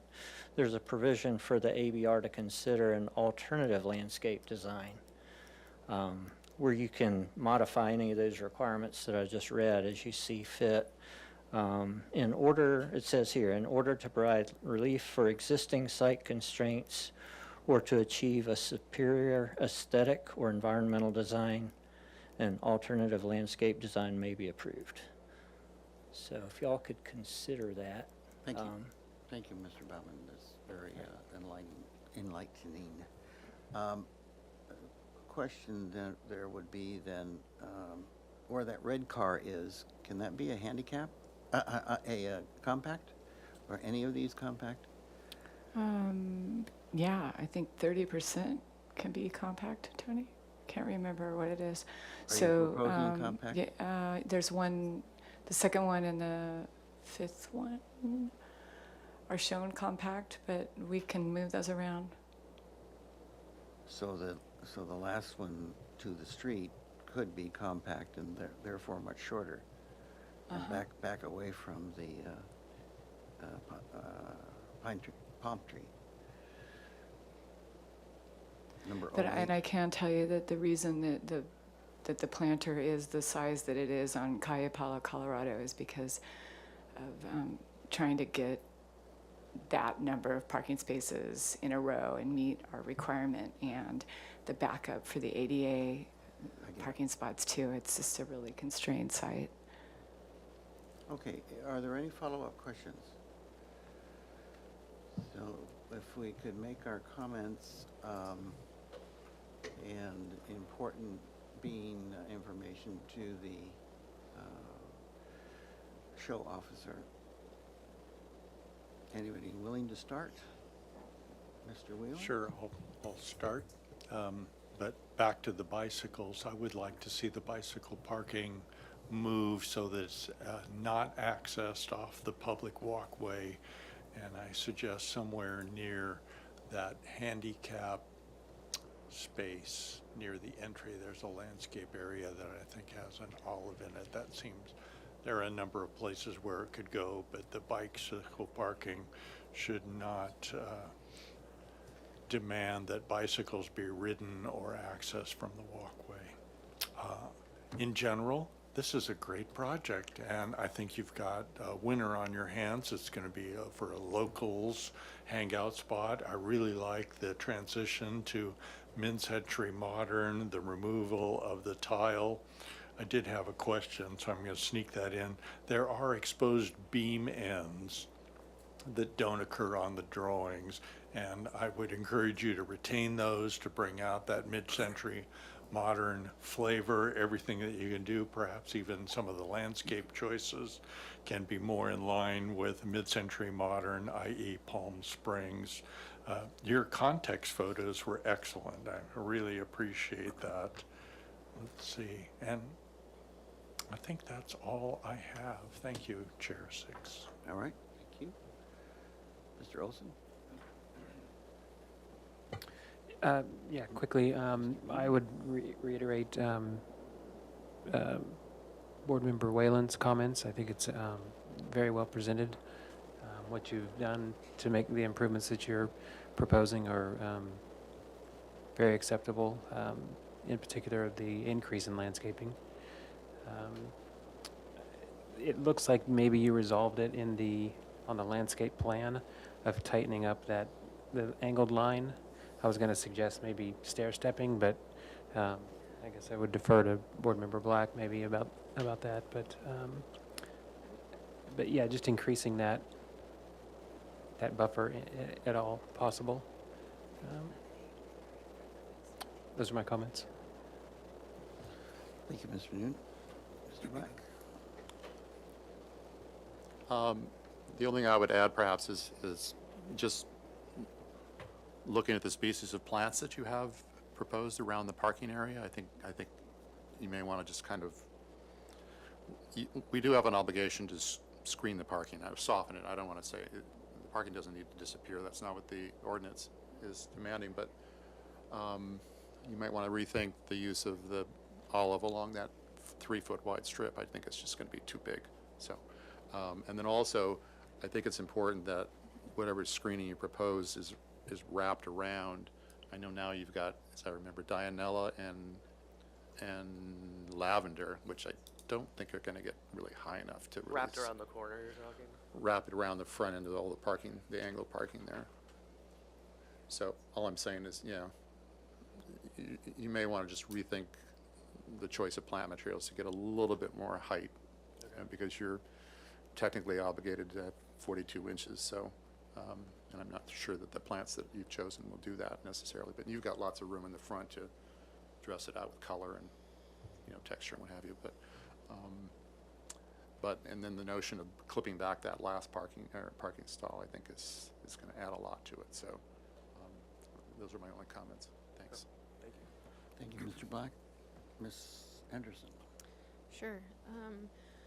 After a few of the board members spoke, I think you could restudy moving the compact spaces to the last two to possibly even get out of the front yard if it works, the setback. And kind of tailing Mr. Whalen's comment, I would really study mid-century modern detailing and really make it a little bit more authentic to the style, if you're going to go that direction. And let's see. I also agree with the bike parking moving closer to the building. And look forward to the next iteration of detailing. Thanks, Ms. Anderson. I think with the movement, as we've discussed, the compacts to the front and shortening and backing them away from State Street, that would go a long way to make positive comments to the show officer. And David, Mr. Black, if you think that the 3-foot wide planting area along Colorado can be adequately handled with landscape and again wrapped around, I think that those two conditions would make me comfortable about sending positive comments to the show officer. As far as the architecture, I hate to do this, but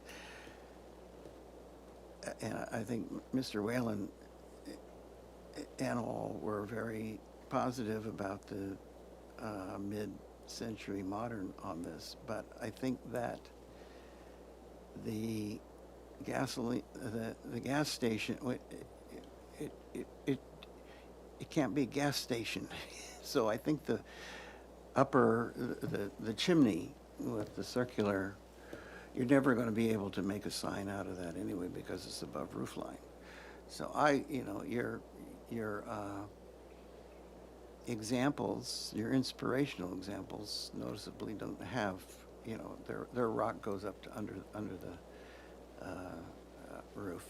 I think it's necessary, in my view, to have that removed so it doesn't look like a remodeled gasoline station. And my other comment was that studying it, I think that we had a comment about the disjointedness of the canopies, or you call them awnings. I think you've come a long way in improving that. But I'm wondering if you could raise the awning around the front glass entry, even though it right now corresponds with the lintel. If you could raise that to the height of the fascia and the dining canopy freestanding, and extend it over the entry, I think you might have a very. You're talking about that one in the upper left? Yeah. You mean No, you no. want? Oh, that one, the front corner, one? The front one. Can you rate? No. I wouldn't want to do that because when you're under it, you want to feel protected and you're eating and you don't want it to feel too far away from you from a psychological standpoint. We can maybe raise it a foot. The one around, no. The one around the corner, not the freestanding one, the one around facing the glass. You mean bring it up, that one? This one, yeah. Bring it up by the eaves? bring it up to the level of your freestanding, even though it's complete, if I understand it, it's completely freestanding. We specifically put it there because we didn't want it to interfere with the roof line, and I didn't want the proportion to be odd. I thought it would be very odd proportion up high like that. Well, I'm still, okay. I still don't think that, I think there's some improvement that can be done to make the disjointedness that our comment had surfaced last time could be improved still. Other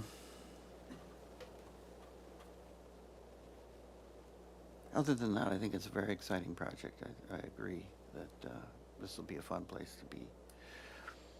So with that, I think that we're looking for a motion, and the first part of that motion should specifically address the business of the exemptions to the parking setback. Anybody willing to go? I think Mr. Whalen. Mr. Whalen, you look serious over there. Trying to make some sense of my notes to do just that.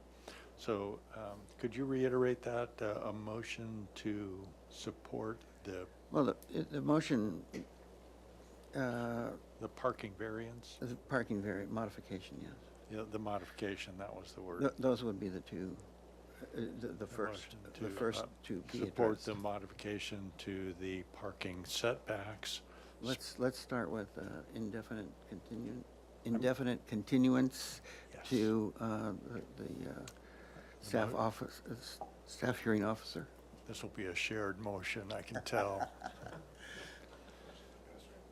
Those are the best kind, right? So the motion will be to continue indefinitely and return to the board with the following elements to. To go to the staff hearing officer. I did not hear that. And go to the staff hearing officer for the parking modifications. Yes, with positive comments. With positive comments. You should write this out for me, Richard. With positive comments. Richard, can't you draft the motion? I can amend it if you craft it, Richard. Okay.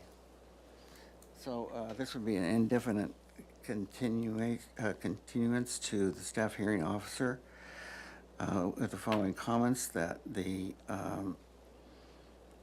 modifications requested for the parking in the front setbacks is acceptable if the parking can be rearranged to utilize compact spaces to increase or to minimize the extension of the parking into the State Street setback, and that careful study of the planting material along the 3-foot planter along Colorado is studied carefully. Number 2, that the architecture and the solutions are very positive and will be a fun place to be. Number 3, that the location of the bike parking should be relocated off the front State Street sidewalk to interior to the site. The exposed beam ends of the original building should be maintained. Do we need to have a straw vote on the chimney, the garage, the gasoline monument to gasoline stations?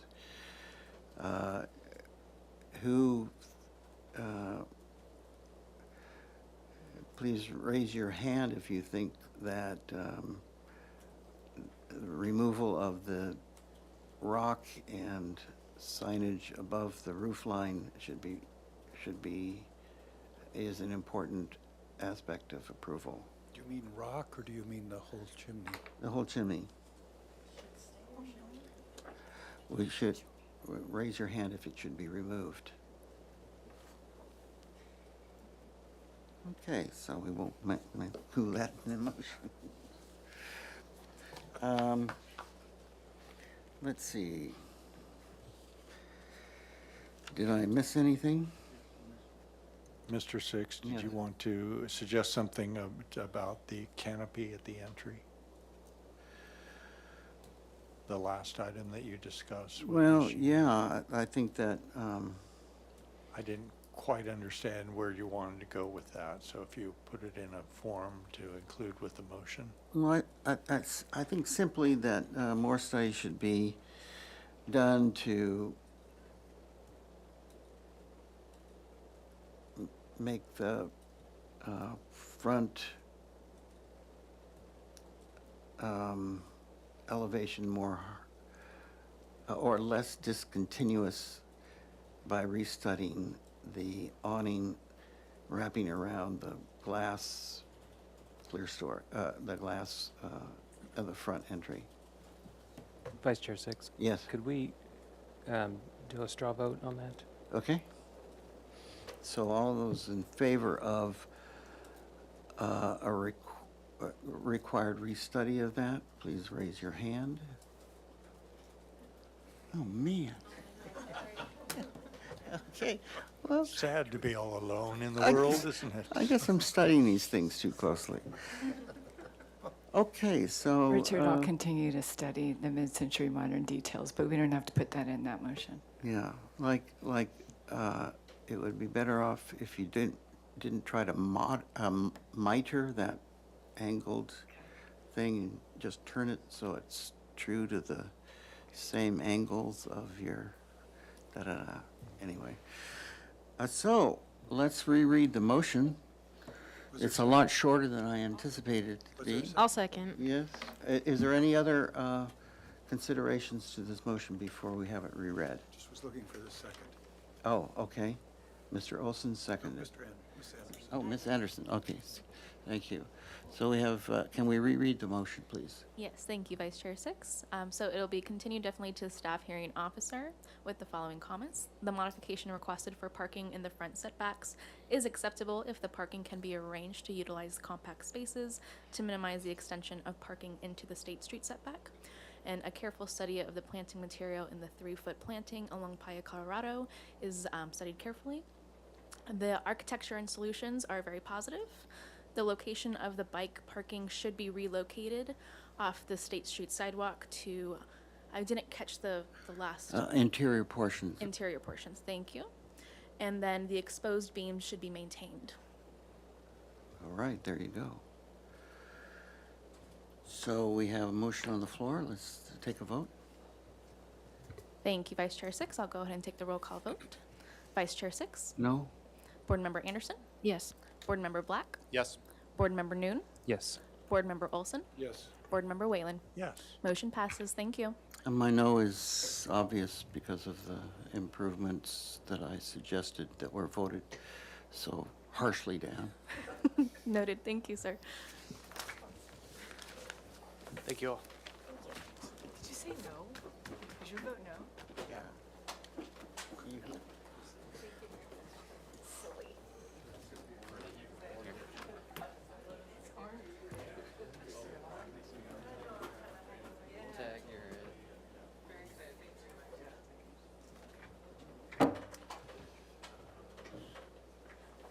Gosh, it's so strange to be in person.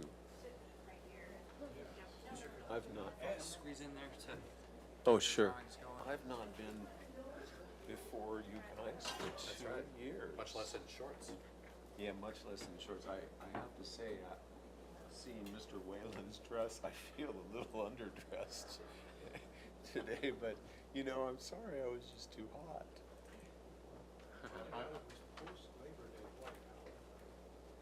Oh, right. Maybe I could Right, put the no more skirt gin and over. tonic either. Kevin.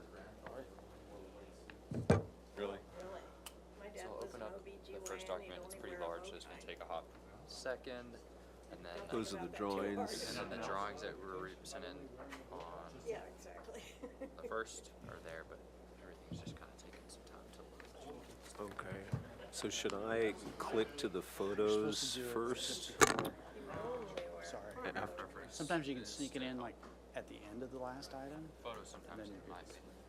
Yeah, I think I should show the photos real quick. So, but this is just taking a while to load.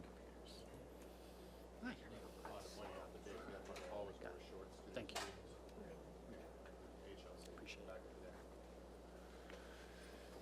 Thank you for your support. And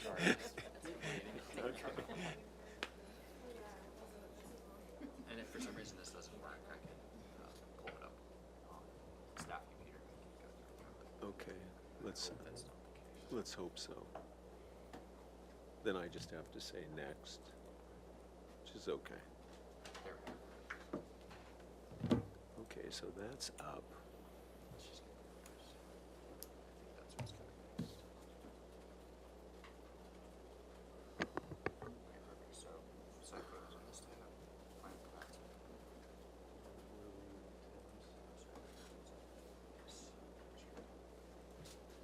Site photos here. Oh, got it. Perfect. Okay. It's a little scary when I operate the mouse. Perfect. You need any assistance on Good. that too. That's awesome.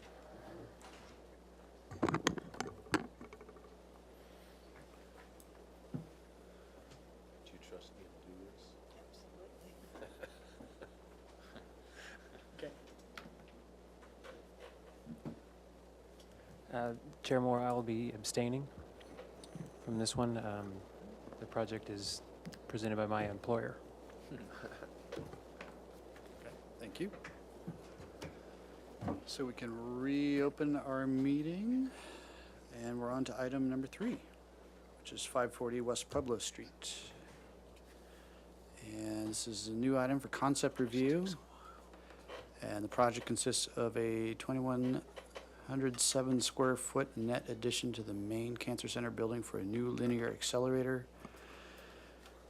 and associated office space. The previous cancer center provided project approved on June 10th of 2010, included a new duplex at 521 West Junipero Street that has not been constructed. A new parking lot with 6 parking spaces would be constructed in place of the duplex.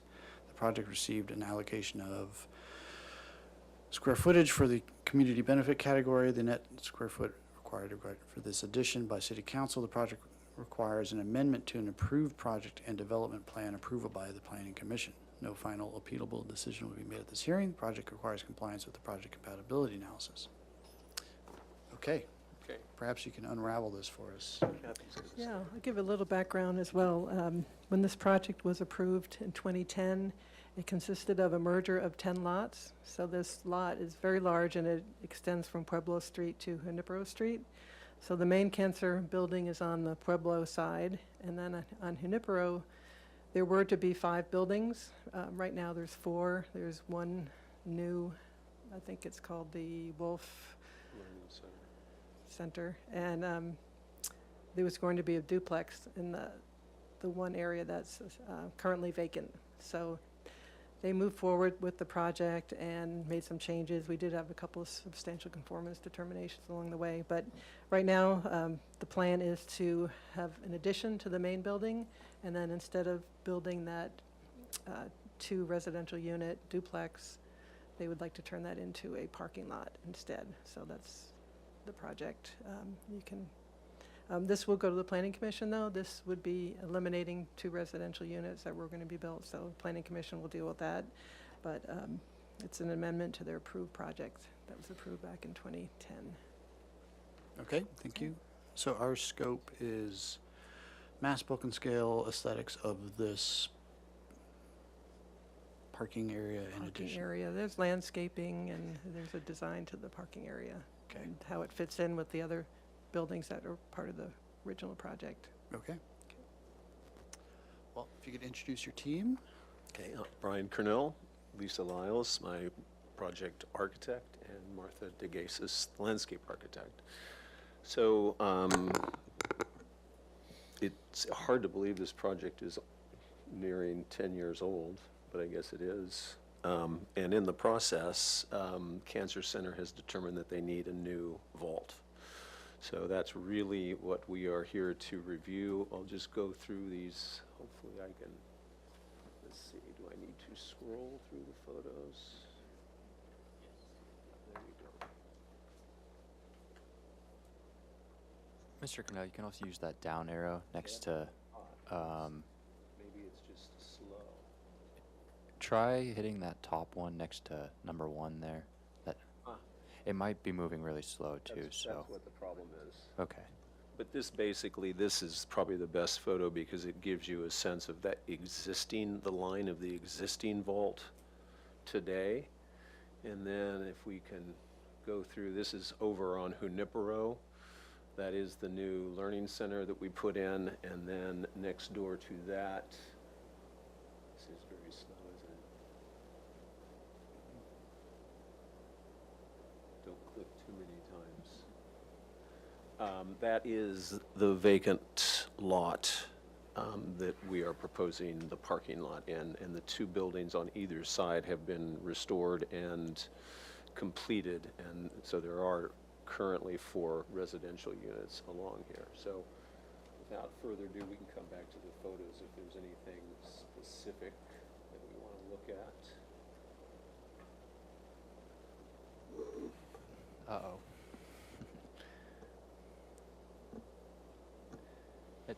It's just gonna go slow, so try to be careful with how much movement you're gonna I will be careful. undertake. So 1 click. Let's see what happens. It's not like bringing in the old big fat plans, but tried to move, didn't it?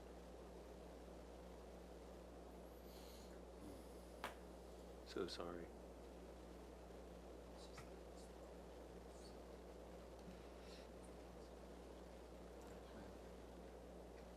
The plans are too big. No, it's right. Ah, there you go. Well, we'll just have to have these uncomfortable pauses. This is the plan that was approved in 2010. So you can see right here.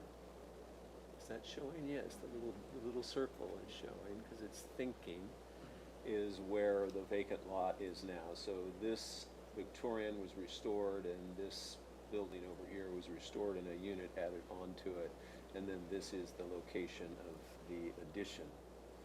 So let's try and move to the next sheet. God, I wonder what it's going to do when the renderings come up. Oh, really? Then the plan?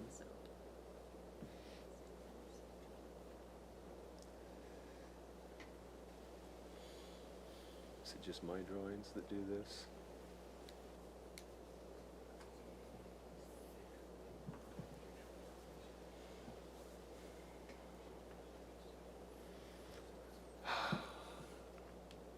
Let's try that again.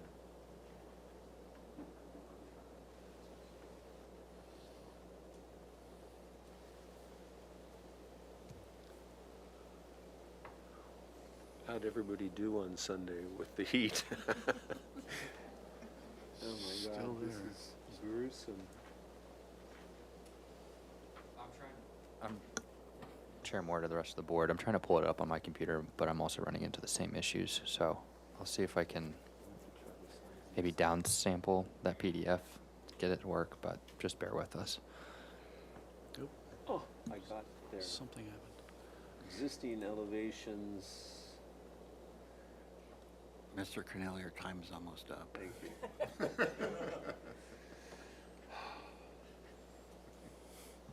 Mr. Cornell, if that's okay, I have them pulled up on my end, and we can, if you feel comfortable. Oh, I'd feel much more Okay. comfortable if you just get us to the next sheet. So let's stop. Is that, so this is where we want to be. Well, actually, we can go to there too, because they're much prettier. So you can see, you saw that one photo that I showed you, so you can get a good sense of what the addition is. So what we're doing is we are utilizing the same stone veneer that we used on the 1-story meeting room that is nearest the entrance. and repeating that again to create another one-story element that sort of engages that vault. The vault is made out of solid concrete, and it is then veneered with a really nice smooth plaster so that it really appears like a concrete element that is along that side. So we can skip to we have a couple of more renderings as we turn the corner. So there you can get a better sense of how that sandstone element, which is actually offices serving the vault area, wraps around and engages that vault extension. So it's pretty simple and straightforward. I think probably the best thing to do is for us to move to the landscape plan now, and we can see how this looks relative to the landscaping. Yeah, you don't care about stormwater, do you? Page 10, potentially.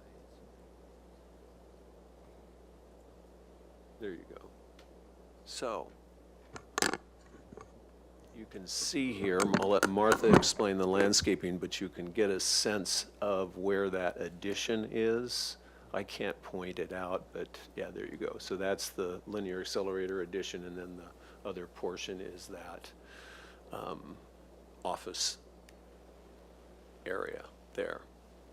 So you can kind of actually see the trees that are being removed or relocated. So Martha, I'll leave it. So I'm on.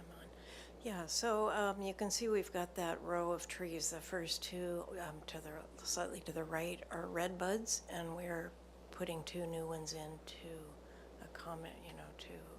mitigate for those at the bottom. And then along the perimeter, we had some Catalina ironwood. They really didn't do that well. So we're proposing to put in some Japanese blueberry trees. That makes a nice green edge there, kind of a giant edge.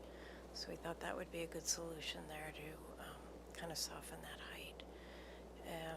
The concrete, you can see where that pathway went through before, which is now going through the building, and so we're reconfiguring that concrete area that's a little plaza down there to accommodate the new concrete pass-through or walkway through that will match the color and texture of the existing concrete so that it looks pretty seamless.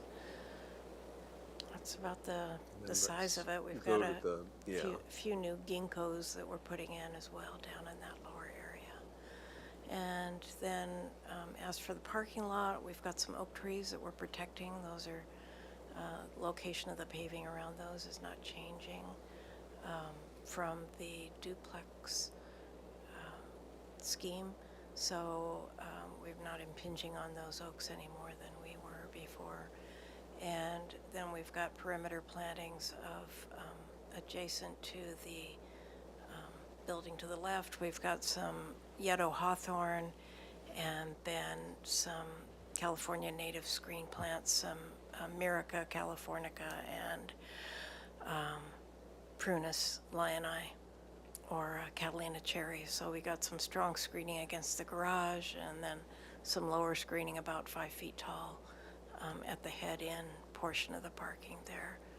So, and then plantings that are compatible with oak trees underneath the oak canopy, and then a few little California redbud trees interspersed in the planting areas. And I should mention that we conveniently put the crosswalk basically right where that driveway is, because of course there was going to be a duplex in this location, so we're relocating the sidewalk. And in the process, the city is going to have us do a little bulb out on this side, and then they're going to do a bulb out on the other side of Junipero as well. So I think that concludes our presentation. Sorry for the... Okay, thank you. With that, we need to open public comment. Thank you, Chair Moore. I'll go ahead and start with Zoom. It does not look like we have anyone participating via Zoom. I also have not received any public comment speaker slips for this item, and we did not receive any written correspondence for this item either. Okay. Okay, thank you. We'll close public comment and go to questions. Start down here. Should we put the pretty picture up? There you go. Okay. My first question is, in the rendering, this rendering, it looks like the stone is in plane with the plaster on that left side, but in elevation, it looks like they're out of plane. Yeah, they are out of plane Okay. by what, 3 Okay. feet? And then was there any consideration, instead of using plaster, to just use the concrete and color it? The concrete is pretty rough. Okay. And so this is really like a sack and patch on the concrete. And I would encourage you all to look at it, because I went by again this morning. I wanted to see it because we do show score lines, and it really is actually beautiful. It's a beautiful, it feels like it is concrete. So the score lines on the elevation are accurate? Yes. Okay. Those are my questions. Okay, thank you. Vice Chair Six. Thank you, Chair Moore. This additional vault was anticipated, was it not? You No. had a dotted line in your first. Well, we did, we did show that we could add on, but I honestly, the vaults are so extremely expensive. I really didn't anticipate it this soon, but we knew that we could add on because we're well out of the setback from the creek. Yeah. And did you mention what the surfacing on the parking lot on Junipero would be? Is it? So the whole thing will be permeable. In decorative block paving? There's permeable paving on the site already, so it'll match that. Okay, thanks. That's my question. Which I think is a Belgrade. Okay, Mr. Black. I don't have any questions. Okay. Mr. Olson? No questions. Mr. Whelan? Foreshortened. So you're going to cut it back, right? Thank you. And then, are you confident that you can match the stone? It looks like a local Santa Barbara stone. Does it, you have that identified as a quarry? No, we don't. We know who did the stone, and they are still around, so we would probably have the same mason do it, but it is beautiful stonework, and it's important that it match. My question is more specifically, is it available from the same quarry? Don't know yet. I do not know that. Okay. Yeah. And then for Ms. DeGasis on the Junipero parking lot, the space number 5 looks really short or lacking in depth. I don't know which image that was. Is that for motorcycles or? I'm going to ask the architect Yeah. to speak to that. That is a foreshortened stall that it then by design is wider so that it requires less back out. So that space, I believe, is something close to 12 feet wide, and that allows us to keep away from that existing oak. So if I understand, you sort of park on an angle so you can back out? It gives you more room to be able to turn more quickly out, yes, Okay. exactly. All right, not to belabor it, those are my questions, Chair Moore. Okay, thanks. Actually, if you could leave that zoomed in there the way you had it. So where does one go from this parking lot? Is this meant to serve the buildings adjacent to it? The question is is there a pathway out of this leading into the campus, or what There is, happens? but it's via the sidewalk, so you can see the pathway that we have on the right there that goes all the way to the main entrance. And then, of course, there is a walkway from the Learning Center back towards the parking structure. But no, we haven't connected other than to the sidewalk. The parking structure is designed to facilitate the parking for the residents. And it is very possible that when this is all said and done and shuffled, they'll have the residents park in this parking lot and to free up the parking structure for patients and staff. Okay. Any follow-up questions? No? Okay, well, let's go to comments. Who'd like to start? Beautifully done. I have no problems with this. Could we, Mr. Cannell, are your drawings enough that we can go to consent for final?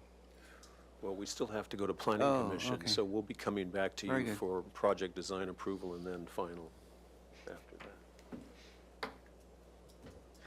that. No problems. Anyone else?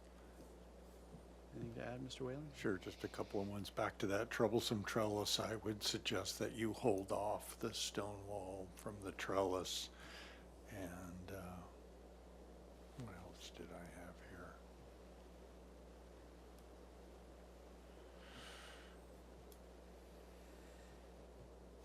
No, I guess that's it. There. So just so that I'm clear on that, you just want there to be a space, but I could still engage the wall from a support standpoint, because my worry is that I have those columns now and I don't think I have an even.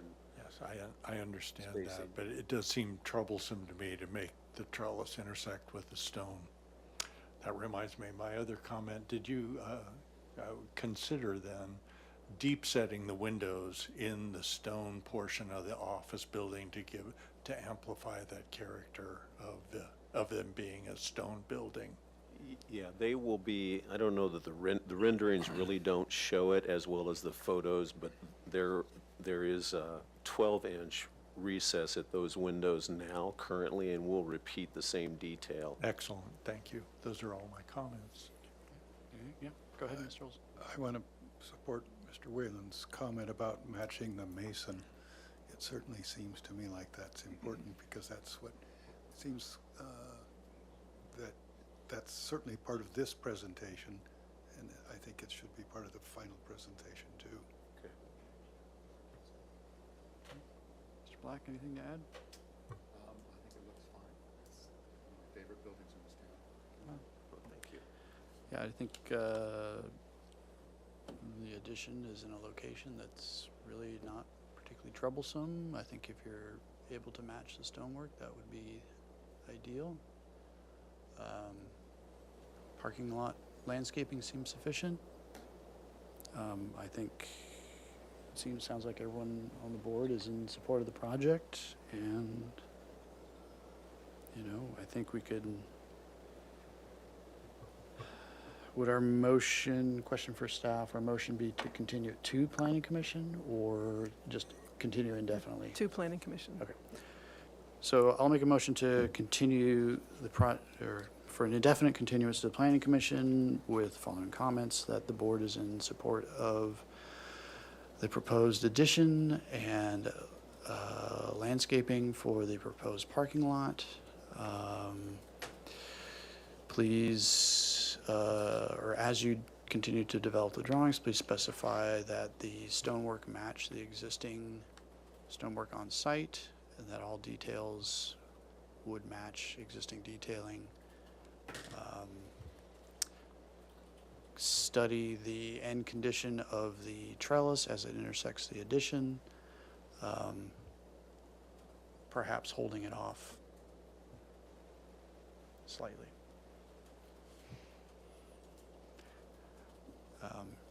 Anything else to add? Not yet. I'd like to second that. Okay. I'd like to amend your motion that the quarried stone be matched. Thank you. Quarried stone be matched. Approval the second. Okay. Anything else? If that's it, we can take our vote. Thank you, Chair Moore. I will take the roll call vote. Chair Moore? Yes. Could we have it read, please? Yes, one moment. So the motion is to continue indefinitely to the Planning Commission. The board is in support of the proposed addition and landscaping for the parking lot. The applicant shall specify that the quarried stonework matches the existing on site, and that all details match the existing details. And then the applicant shall study the end of the trellis as it intersects, and perhaps holding off slightly. As the trellis intersects the addition. Intersects the addition. My apologies. Thank you. Did we get in matching the mason as well in there? Was that? Yes, we did. Okay, thank you. Okay. All right, I will go ahead and take the roll call vote. Chair Moore, Yes. Vice Chair Six, Yes. Board Member Anderson, Yes. Board Member Black, Yes. Board Member Olson, Yes. Board Member Whalen. Yes. Motion passes. Thank you. Great, thank you. Try to keep my files a little smaller next time. Thank you so much. Mr. Whalen, I feel terribly underdressed. You look so good. I know. Yeah. This is a common occurrence. Mr. Whalen constantly outdresses everyone. All of us. Yes.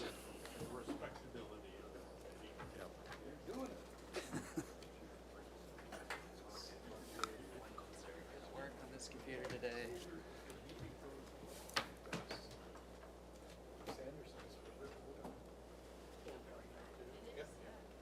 Trying to soak it all up.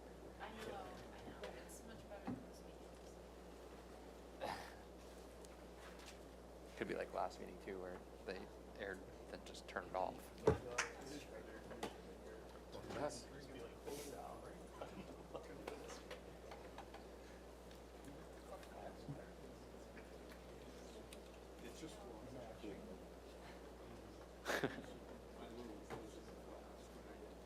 Your plan size is a little less Or smaller. thick. Yeah, Yeah. yeah.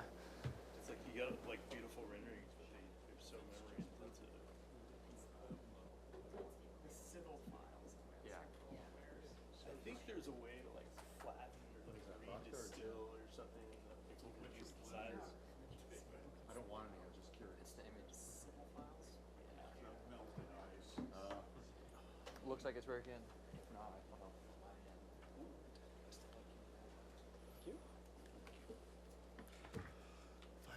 We are ahead of schedule, people.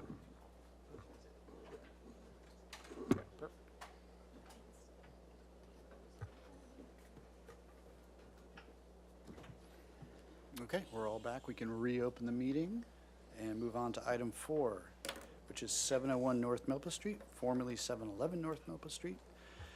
And this is a continued item for project design approval.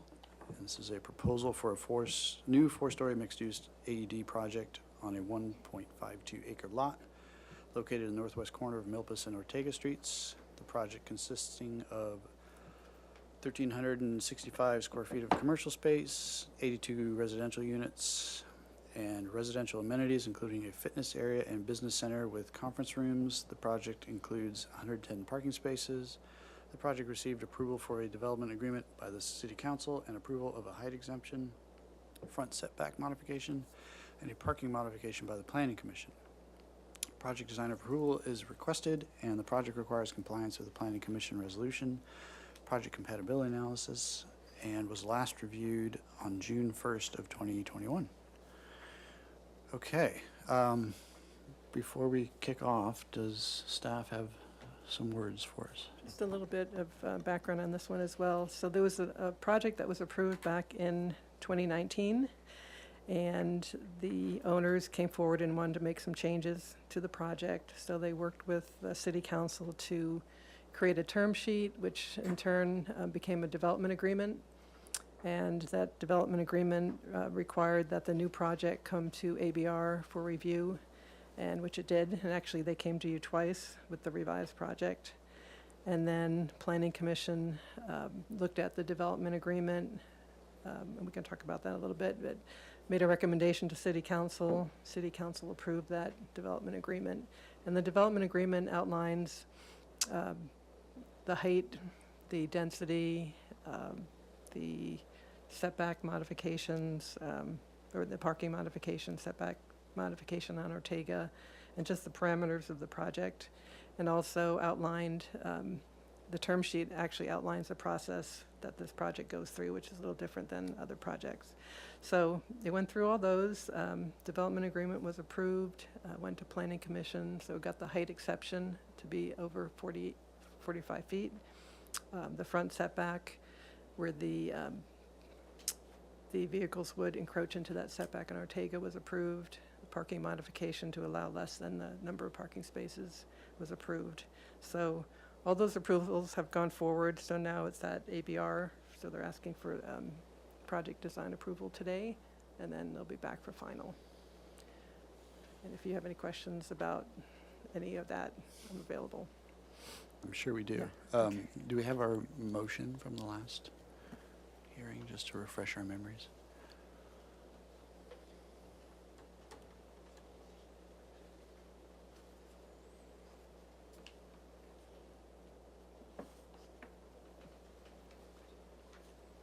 If we could all take a moment to. There's two motions at this hearing, so we'll go to the second one, but if you want to look at the first one, let me know. Let's go to the approved motion.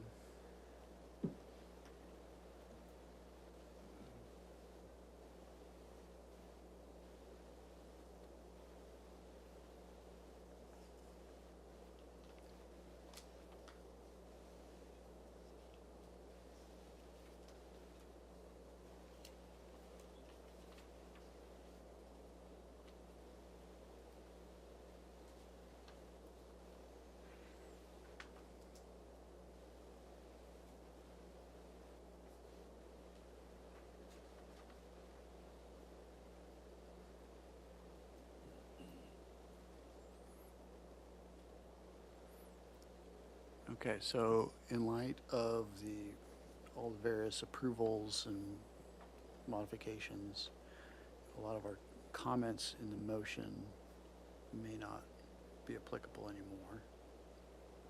That's correct, since there were some about the setback modification, yeah, so that's been determined and approved height. already. As well as height.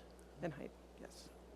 Although I think some of the comments were modulation of height, so it'll be interesting to see how the team has responded to that. Okay, any questions for staff before we jump in? Mr. Chair. Yes. So after our, obviously on our last minutes, we were having a problem with the project compatibility analysis. Then it went to Planning Commission after that, and they find that, and did they weigh in? Do they not have a shared responsibility of finding compatibility? So they made all the findings that were required to be made under the height exception and the two modifications. So if And the they were planning, supportive of it as proposed. so in the hierarchy of things, if the Planning Commission has found compatibility, then our job and responsibility is to refine the architecture given the overall, and not challenge the overall compatibility with the neighborhood, the general mass spoken scale. We're down to refinements of architecture. That reminded me that I have the Planning Commission minutes, and one of theirs, well, actually, I'll read the one that applies. So the Planning Commission approved the project, making the findings for the height exception, front setback modification, and parking modification. Then they say that this commission has struggled with the height exception findings for a few projects, including this one. However, they have full faith in the design boards, especially the ABR, for this project to make changes in design and ensure the project will be exemplary in architecture and design. This is true for sensitivity to context as well. So that's a message to you to do your, what your purview is in regard to the design, but not to the extent that it changes the project dramatically. And the height, the exception for the height is just the maximum height. Is that right? It's allowed to be between 45 and 60. Right. So that may not have Mr. Six, so that may be different than what you're thinking as far as changing design or everything. Well, I'm just trying to get a sense of the scope of our responsibility here, and I'm not quite certain. I mean, we could, you know, as they say, they're relying upon us to mitigate their concerns over the heights and their concerns over the compatibility. So, is that not correct? Am I not saying that correctly? Well, they are, so it's approved at the height that was Yes. before them, and they're leaving it to you for the more of the detailed design and not to, you know, removing large portions of the project. So it's like almost any other project really that's been to Planning Commission, that it's essentially approved as is, and then you can make suggestions or requirement that they make changes in certain areas. So if I was to suggest, in order for this to begin to taper down, to be compatible with the adjacent neighbors, and I suggested that you relocate the two corner units on the third floor into somewhere else, that would be too radical. Yes. Okay, thank you. Thank you, Mr. Six, for helping us try to clear up what it is we're supposed to do today, because I get a little confused too. Absolutely. So, and then a follow-up question, are the drawings that we're seeing today what the Planning Commission saw? Or is this another Yes, generation? for just a couple of minor little things that they can point out to you, but yes. And then are these the same drawings that we saw last time? No, and they should tell you what has changed since then. If possible, it'd be good to have those drawings up so we can compare, We can work on that. if possible. Okay. All right. Good to see you guys again. Introduce yourselves and try and untangle this for us. Okay, Chair Moore, I'm Jarrett Gorin from Vanguard Planning, and I'm land use planner on this project.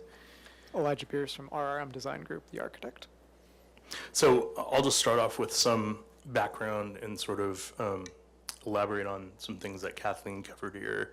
So it was before Planning Commission, after it had gone to you, they did have to make neighborhood compatibility findings as part of their approval. I don't think anybody's saying, well, because they did it, you also have to do it. I'm not certainly saying that, but they have made the macro findings that this is compatible with basically the parameters that are here now.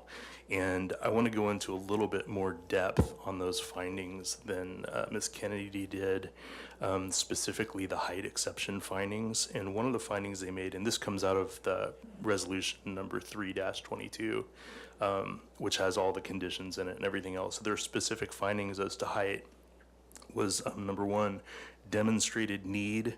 The applicant has adequately demonstrated a need for the project to exceed 45 feet in height in order to achieve desired architectural qualities.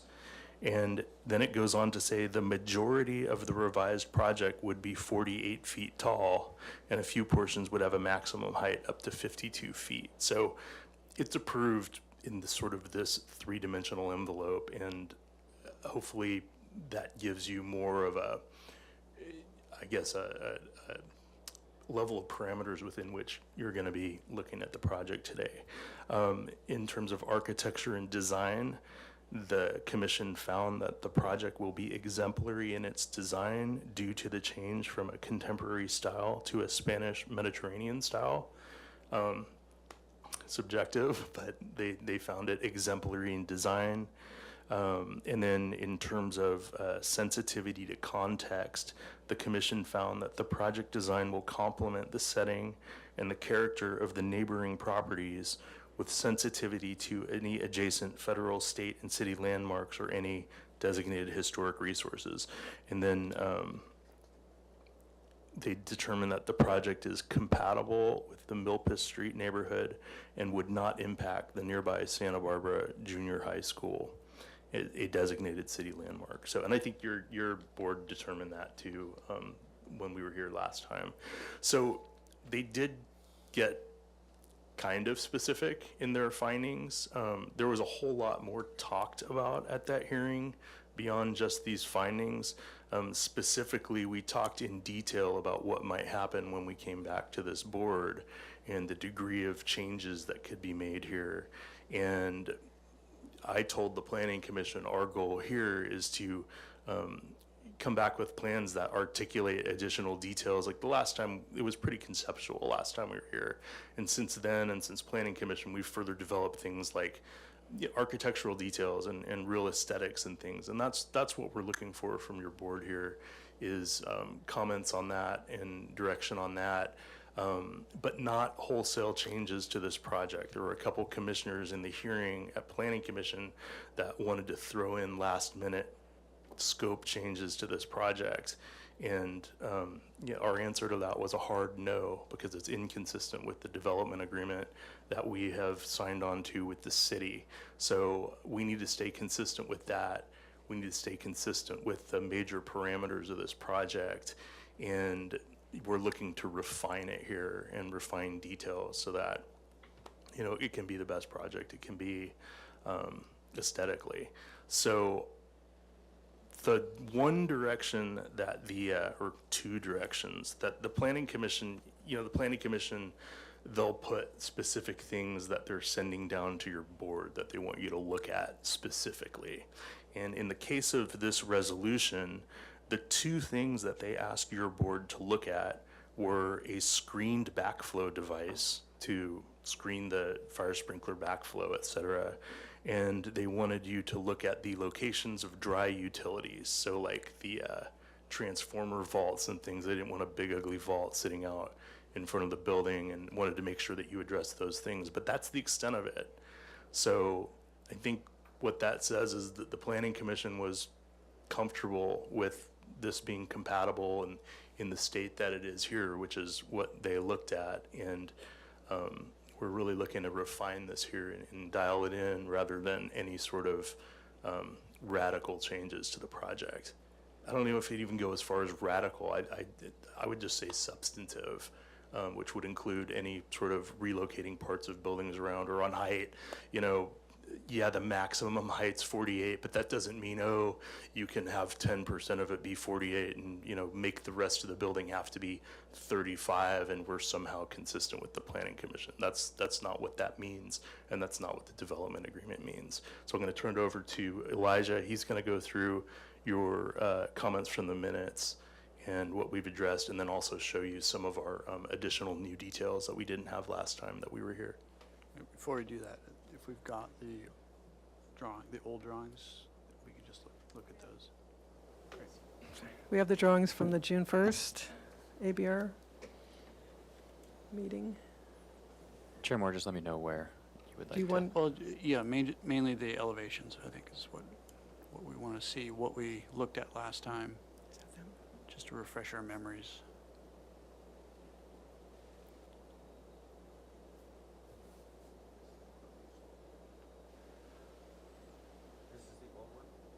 Correct.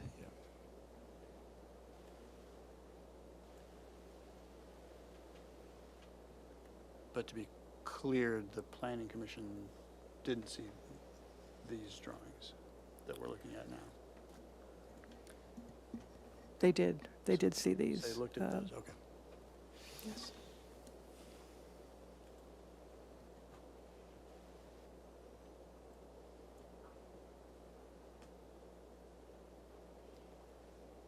To be clear, these are different than the last time you've seen them, though. So there was the presentation to you, then the Planning Commission, and then today's set. So you're looking at what the Planning Commission approved. Oh, wait. Okay. Wait, hold on a sec. I might be looking at the wrong. Thoroughly confused. I had them up. Do you mind going back? Although it'd be good to, see these. In my presentation, I'm happy to point out exactly what has changed since the planning commission, but it's very minor. Yeah, It- it's hard I to think you might know. be more interested to see what's changed since the original ABR set. Yeah.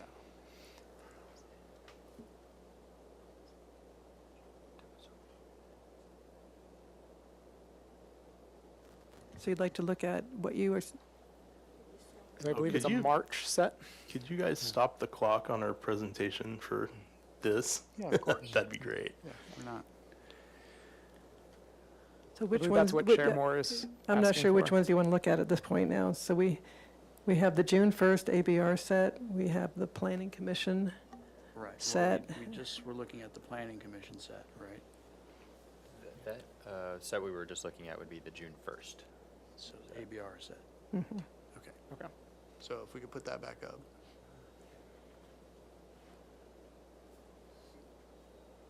And just show us the elevations.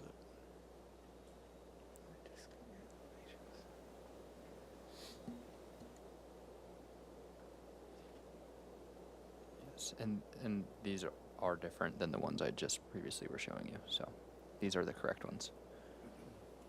Okay.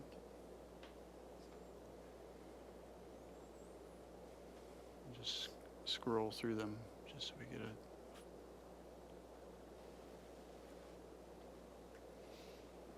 Thank you.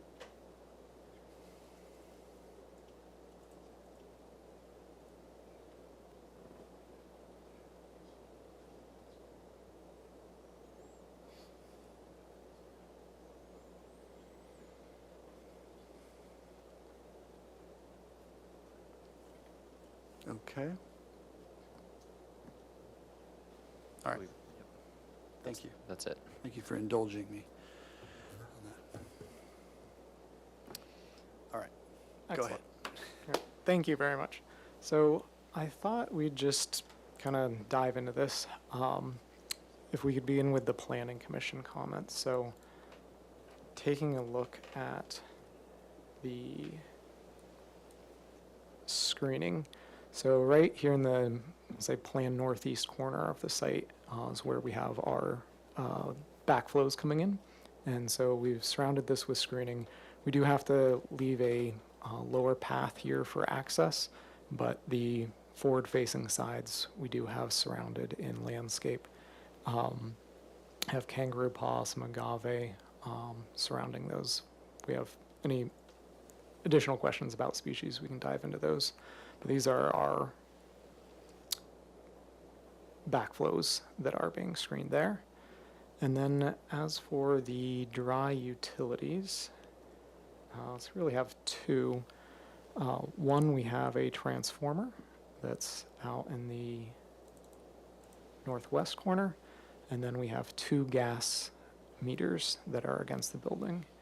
The gas meters are screened with landscaping. The transformer is in an enclosed walled-in structure, which is in our elevations. And we'll get to those as well. So fairly simple on those, but wanted to get into your comments. So first comment was speaking to kind of the monolithic and repetitive nature of the windows on the Milpa Street facade. So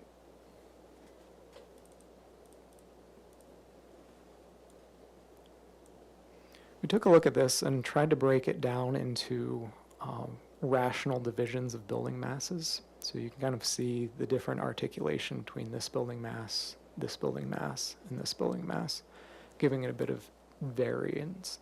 The original plan did not call out for any muttons in any of these style windows, so we've really tried to break it up.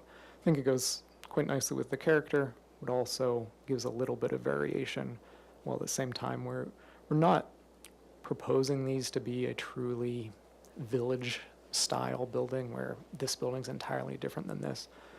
We are looking for a level of cohesiveness, but allowing for a bit of variation in between the different building masses. So similarly, our second comment was looking into how to break down the building into visually separate, smaller components. So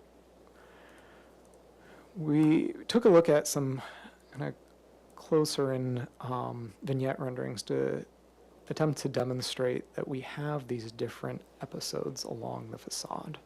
That while it is a larger, long building, it is broken up. So you have the corner element with the commercial space. You have the main residential entry and gate.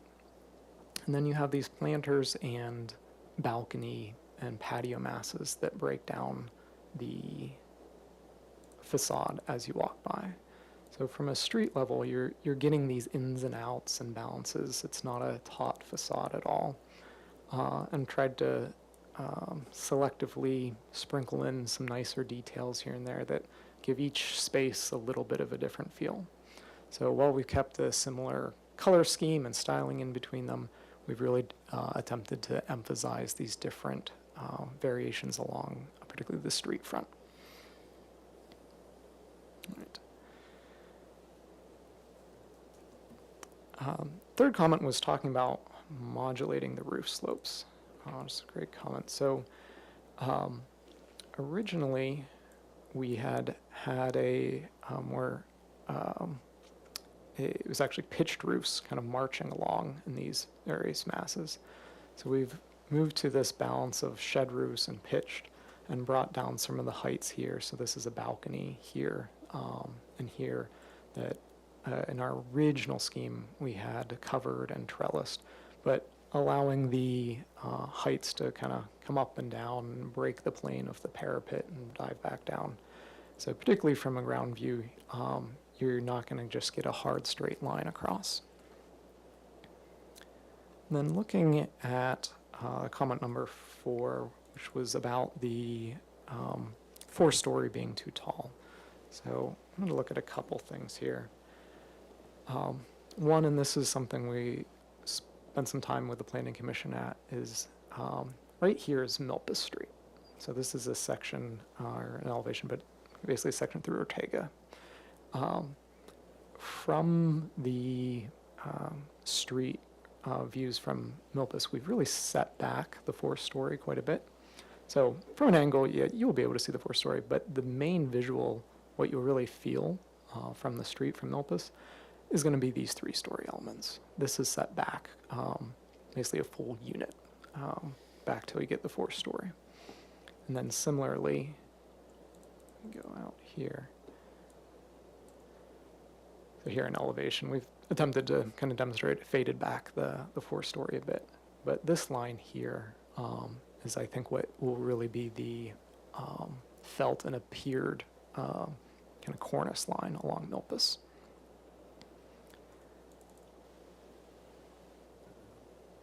And then going back to these little vignettes, I think it was important to get a sense of the feeling of when you're walking down here, you know, this is what you're going to be seeing. You can just kind of catch it in the upper corner, not the 4-story elements. So while we tried to vary the 4-story elements and play with that roof line quite a bit, we do feel that the perceived level, particularly along Milpas, will largely be that 3rd story. Lastly, I wanted to hit on some of the changes. So the notable change between the Planning Commission set and this set are the decorative tile. So we've been working with our interior designer to better complement the exterior tile with what we're doing on the interior. So we had a bit darker, kind of a cobalt blue tile beneath the windows and in the entry surround now. And so since the Planning Commission, we've worked out these new tile schemes. So you can see it here in the surround and underneath the windows here. And then lastly, there was a public comment that I was just hoping to address. There's concern about the pathway for students to get to the junior high. And I just wanted to let them know if they're listening. We, as part of the project, we're improving Ortega and are improving the sidewalk, so actually there will be a sidewalk now that then connects to the junior high. So this is outside of our property line is right here. But as part of this project, we are doing public improvements and creating a nice safe path for students here. So that does still exist. And right now, most kids are just walking through the street, so we're trying to get a decent sidewalk to the side. So I'll go ahead and address the remaining comments on here. So a lot of these are sort of, I don't know, I guess I would say resolved as a result of the subsequent review we've had through Planning Commission, but I'll just go through them. So 5A, your board said it wasn't consistent with the municipal code.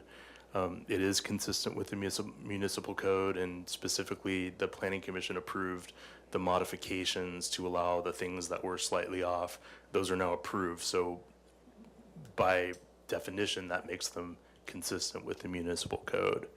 You said that the project wasn't consistent with the infill design guidelines, and so it wasn't compatible with the neighborhood. But the commission found that this was compatible with the neighborhood, as presented here for the most part. You had comments about size, bulk, and scale, not appropriate. Portions of the building are too tall. Parent mass hasn't been successfully resolved. Again, the parameters we have here are roughly fixed, and we're looking to refine that here. And then the rest of them, you found that it wasn't adjacent to historic landmarks, that it doesn't block public views, that it provides open space and landscaping. And then the last part of your minutes was that you couldn't accept the setback modification, but subsequent to your hearing, that modification has been approved. So I think that's everything that was on the minutes, and I think we can answer any questions or go into additional details if you have more questions. Okay. Thank you. Then we can open public comment. Thank you, Chair Moore. I'll start with participants via Zoom. If there is anyone on Zoom that would like to go ahead and speak on this item, please raise your hand and I'll call on you. I'm not seeing any raised hands. I did not receive any speaker slips for this item. We did receive written correspondence from Christine Newhauser, which was distributed to the board prior to the meeting. Thank you. Okay, we'll close public comment and go to questions from the board. Who would like to start this time? Start down here, Mr. Whalen? Sure. One small question regarding the parking on the west side. On the version that we saw previous, it looked like there were some grates or doors, and those are now gone. So are they in or out? They are out. They're out, so it's just a strict Tuck under parking. tuck under parking. And then a very inconsequential question, not related to anything. If you go to the dumpster area on the backside, are they accessed from the perimeter? There seems to be a walkway that goes all the way around them, so you get to them by going around and then they're emptied by the truck from, okay, that answers my own question, thank you. For That's all. accessibility, we have to provide kind of pedestrian access to the rear. Got it. Okay, Mr. Olson? Yes, could we go to the rear elevation, please?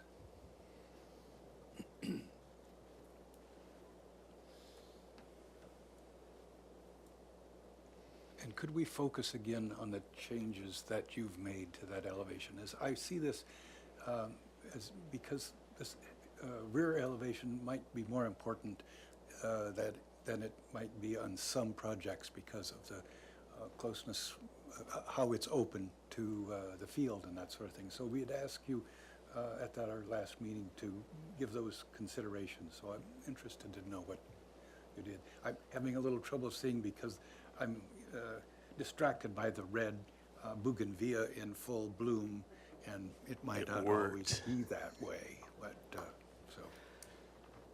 So one, I think, important thing to note on this elevation is that we are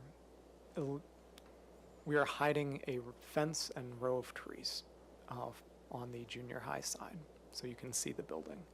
But that is really an important part of the design, but you can't see the building if I put it in realistically. So we've got a row of screening trees there as well as a fence.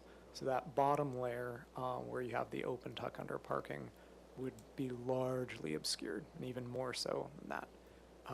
That being said, we like the bougainvillea, helps out what is otherwise a tuck under parking garage. So moving up, we originally had kind of a marching scheme here with similar pediments going across. I believe it was an earlier comment to try to express more tile on the facade. And so we've added these pitched roof elements into the language. But again, didn't want to go to all pitched roofs there. And so still are kind of breaking up that rear parapet with a couple pediments, and then the shed roofs is kind of coming out on the western side as well. Those are the main changes we've had on the rear facade. And we removed roof over some of these third-story balconies too, didn't we? Correct. Not since the last time, but originally, yes. Yeah. Yeah. So we had coverings over these elements as well, and have removed them, so they're open air, but takes away a bit of the mass up on the 4-story. And are you proposing any color other than a singular white for the whole building? We are not. Had you given any consideration of altering colors for these? As you in the front, you've showed some separations of the buildings there. Have you given any consideration to that? So yes, if I pull up the original, in the earlier iteration, we basically separated this mass out and really made it appear as a separate building, different color, different detailing. We did not find that very successful. There was a board member that did, and several that did not as well.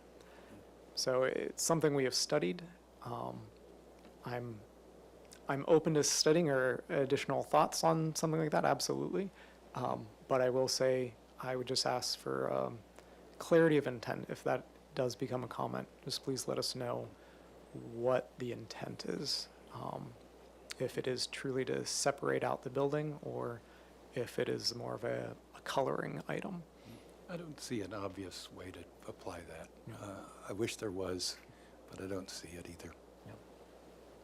That's all my questions. Okay. Mr. Noon? Thank you, Chair Moore. I don't have any questions. Okay. Mr. Black? I don't either, thank you. Okay. Vice Chair Six?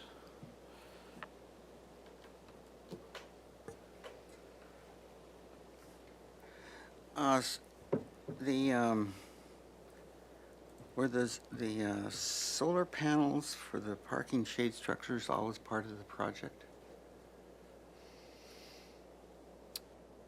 When did those show up? I can't remember them being included. Those have been on the project certainly since Planning Commission, but I believe since the last ABR as well. Those have been a big goal for the developer to maximize our photovoltaic footprint. I understand. And those, can you go review what they look like and where they're at? That's it? So we are proposing a single overhang style carport. It gives us a little less columns coming down. And then let me show you where they are on the plans.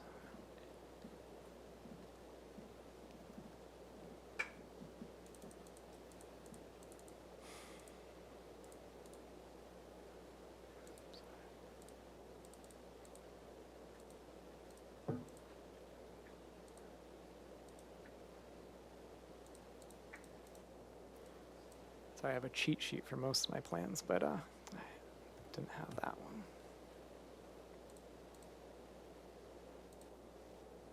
Okay, here we go. So they're along this border right here. You see them called out with the dashed line. So they're kind of marching right there. So there's four of, well, there's. We've got one right here as well.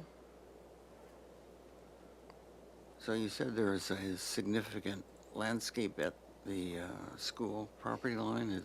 Is that going to conflict with those shade structures? So we, solar panels? so they're, let me pull up the landscape. So we give a good buffer for them. Let me pull up.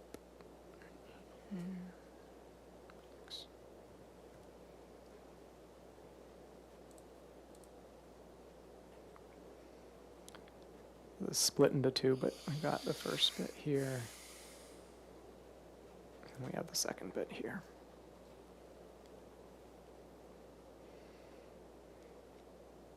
So we believe we still have adequate room here to provide that screening without overtaking all of the shade structures. So you're providing new trees. Correct.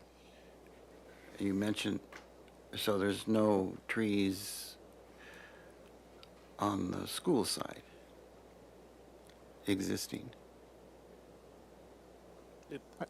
I don't know what's on the school side. This is what we're proposing on our side. Yeah. For the most part, right now, there's an ivy-grown fence, but I'd have to check the survey to get Okay, I think all the trees. I think on we're some. close here. Will you go back to the landscape plan showing how you're screening the backflow preventer? This is right here, right? What is the plain trapezoid in the front there? It says final selection of trees. There's no upper. What is that? Is that not planted, or what's the function and surfacing of that trapezoid? You're talking about on the sidewalk side of the backflow? Yeah. What is in that area? Right there. The empty. Concrete. Oh, that's concrete. Yep. And the reason for that? So I believe that was due to how we're accessing from this ramp, but I can. There's no we opportunity can study to that. Yeah. decrease that and get more planting in front.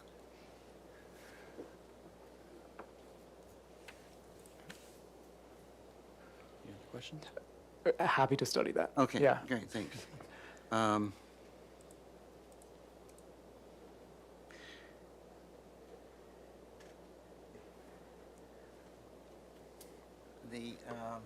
I just, very minor, they're all minor now. Front elevation, please. Or rendering. Front. What is, it just seems awkward in back of the entablature for the main entry. There's one vertical column for support of the balconies, but the others are broken. What's the logic there? Is that, So what are we looking at? Yeah. Let me pull that up in plan. Yeah. So the. Yeah, It's not in the same plane then, huh? Yeah. So let me pull that up. Let's go.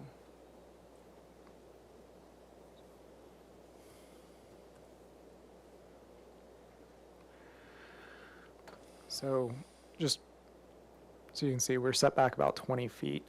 Yeah. What we have is a seismic separation joint. So we have a support here, and then we have to have another support here that are disconnected. So you're seeing that break in between this element and that element. Thank you. Okay, that's my questions. Okay, Ms. Anderson? I have, You had your shot. I have one staff question. Okay. Do we have to make project compatibility analysis? Yes, you do. And if we don't, It's required for project design approval. And if we can't find it? So one thing that is in How the- does that fit into this process? Yeah, with the development agreement, there's a timeline from the point that the applicant submits for ABR review. If PDA and final is not granted within a 6-month time period, then they can elect to go directly to city council. Okay, thank you. Okay, can we go to the landscape plan, specifically on the Milpas side, north side? North end, I guess. Northwest end, yeah. And there's on the elevation, right, let's see how to explain this. The corner, there's not much, yeah, right there. There's not much tall landscaping. I was just curious what your thought was behind that area. I think it was just a element of rhythm. Okay. We've got big, relax, big, relax. Okay. That, I think, was the design intent. Okay. That being said, there's no major reason why we couldn't study putting a larger element here. Okay, and then if we could go to the Milpas Street elevation, do you have the transformer enclosure on here? And what was that made? Yes. What were the materials? So it is a stucco wall, and I think I actually have full elevations on here, with a metal door. So it's similar language as our trash enclosure and transformer enclosures. Okay, all right, cool. And then since what elevation are we on? Can we go to the back rear elevation? You mentioned that we saw before the trellises that are no longer there. Were they wood trellises? I honestly don't remember them being there. So we had two things going on. Some we had wood trellises kind of cantilevering out, and then I believe here and here, these were actually enclosed with a building mass. They were more akin to this, the covered. So I believe we had both. I think our gable actually spanned that entire width, and the ridge of the gable was higher. And Okay. we were able to cut it way down by basically reducing that mass by a third. Okay. And then same thing on here, the railings, is that a wood element or is that metal? Wood. Okay. And then if we can go back to the Milpas elevation.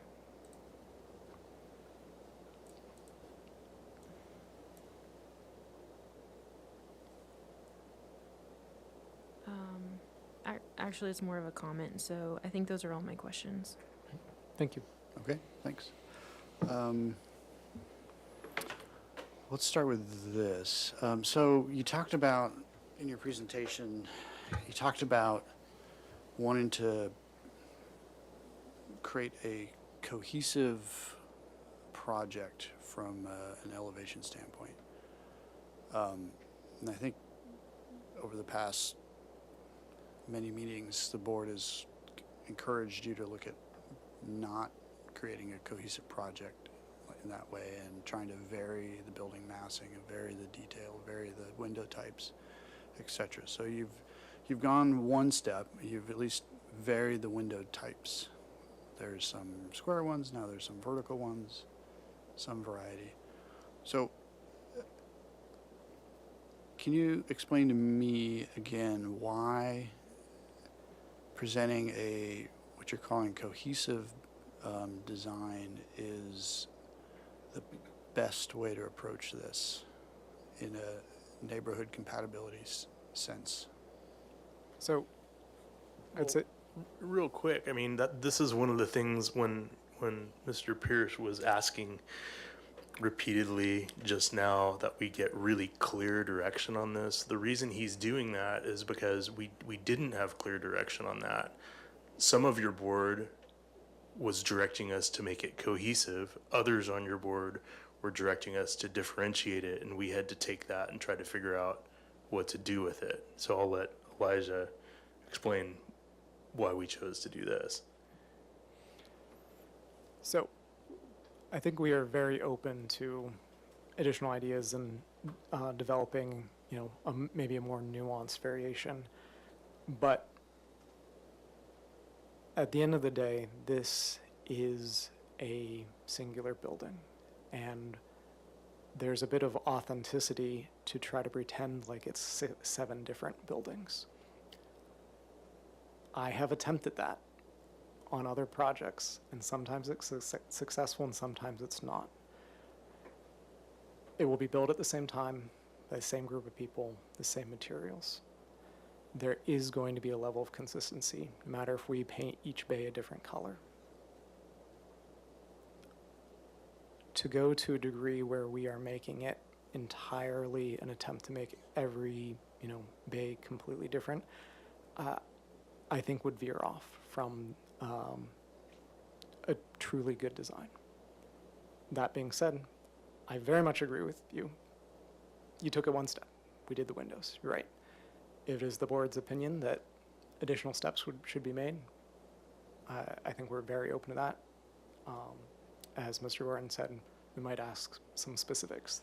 That was a point of contention among the board, whether that should be done at all.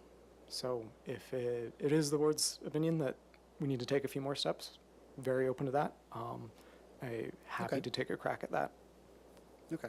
And I'm sorry, my 2 cents, just as I'm not an architect, but I'm a guy that works with a lot of designers and looks at buildings. It's, I think, it has the effect potentially of making a building look bigger when you're trying to hide it by painting different parts of it different colors or picking stuff that's radically different. And we don't have lots of really big buildings in Santa Barbara, but there isn't anything inherently bad about a large building if it's an attractive building. And I work in the Balboa building down in Paseo Nuevo, and it's, I don't know if I'd call it monolithic, but it's 6 stories tall. The windows are uniform across the whole thing. It's a big cubic mass. I understand. And I understand what you're saying. fits in. So that's my 2 cents on that. I understand what you're saying. So the question was coming from, how do you make this very large building fit in better with a neighborhood that doesn't have very large buildings in it? And how do you do that in a way that's understandable in Santa Barbara? So I think there's plenty of examples that do that, including some examples hung on the wall of this room that you could refer to. So that's a question / comment. So, and then I wrote down, details, are they the same? So for instance, at your window or your just general large openings, you have the kind of that scallop bracket, kind of plaster bracket detail. That's consistent throughout? Can you say which detail? So there's go to the front elevation. For instance, at the balcony or the exterior spaces, sort of that plaster bracket. So that's consistent throughout? No. So we tried to keep a couple different languages. So so the intent is to try and tweak those a little bit as you go. So there's a little bit of difference there. Okay, great. And then back to the overall kind of massing and design. So it seems as we go around the building, you've chosen to make all of the kind of outside corners parapet conditions, or you're emphasizing those in some way, either with additional height or embellishment, etc. Is that the case?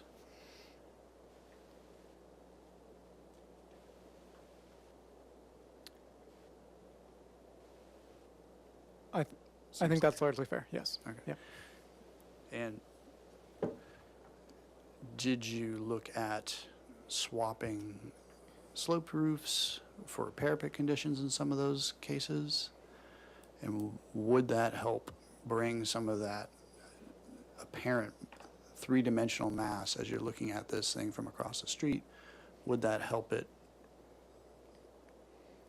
feel a little bit smaller? So I can speak a little to what we did and where we might be limited. So here's a decent example where, we've cut away the mass that used to be here. So this would be a corner, but now is stepped back. Where it does become difficult is a corner like this where this is not a projecting element, so it's not either the balcony or projecting part of the unit. This is the main bit of the unit. So if we were to put in a slope, we'd have to either carve out and lose volume in a unit, or we go up. No, your plates, where's your plate? Yeah. So you couldn't slope that back? There's no Right. physical constraint to knock that back as a slope. No. What I'm concerned with, though, is that would give you a higher ridge, unless you want just a short. If you just want a short shed, okay. Yeah. I'm just Yes. I'm just asking. Yeah. Yeah. I'm asking, like, is No there a physical constraints. constraint to do Yep. that? Okay.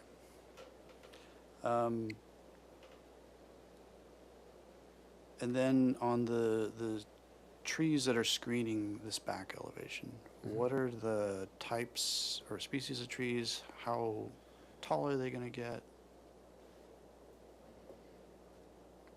Pull that up.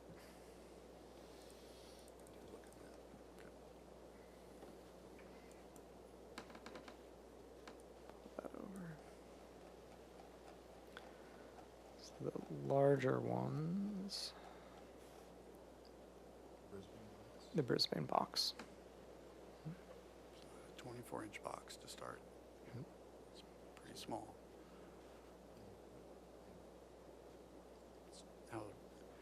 About how tall will those get? Well, they'll get about 50 feet high eventually. But they'll start in a 24-inch box, maybe 8 feet. Right. Okay. Those are my questions. Anybody else with follow-up? Mr. Chair, could we go to the front elevation?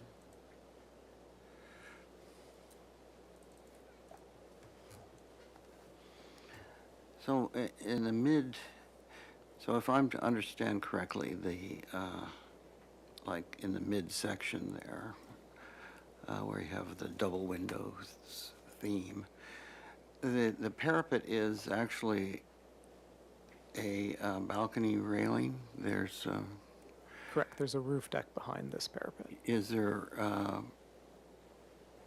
a way to pierce that with more of a railing look off and on, such as when you're walking, your bridge at your gaposis above the entry? Is there a way to break that up and Absolutely. provide more interest?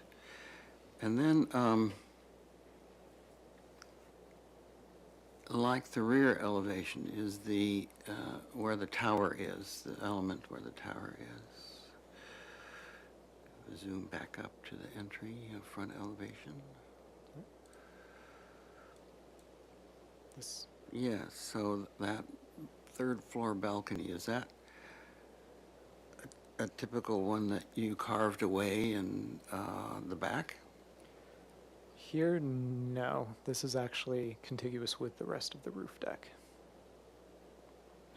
So you So couldn't. this is a stair tower that enter. Is that a covered balcony just down below? Yes. That's a covered balcony, but you cannot carve that one and make it a uncovered balcony as you have done in the rear elevation. Is that correct? Unfortunately, that's correct. So we are limited in, or required a certain amount of open space up the roof deck, so we can't. It's hard to carve away more roof deck. We're a bit against the wall on that one. I get it. Okay. Thank you. I have Go ahead. question. Maybe we should take another look at the doors to the trash opening. I don't think we talked about those very much.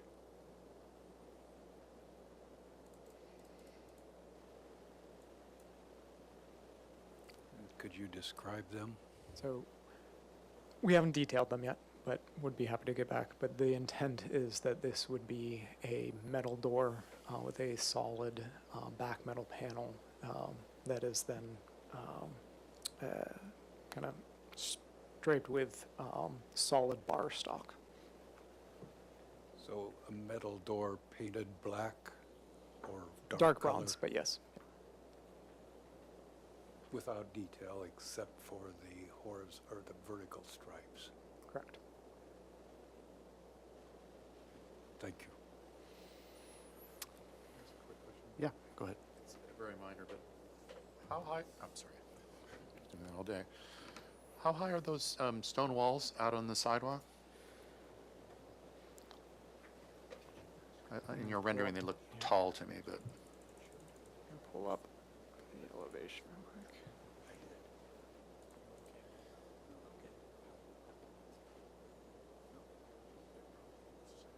Yeah, there. Yeah. So there's, I'd have to check the measurements, but I want to say about 3'6", so about 42 inches. From my perspective, it might be a little tall. Okay. I've seen walls in town, on State Street in particular, that are just too tall. They just don't relate. And when you put planting in them, then they get even larger. And I thought, well, are people afraid of skateboarding or what? But more like 30 inches maybe. Okay. Anyways, a thought. Yep. Thanks. Thank you.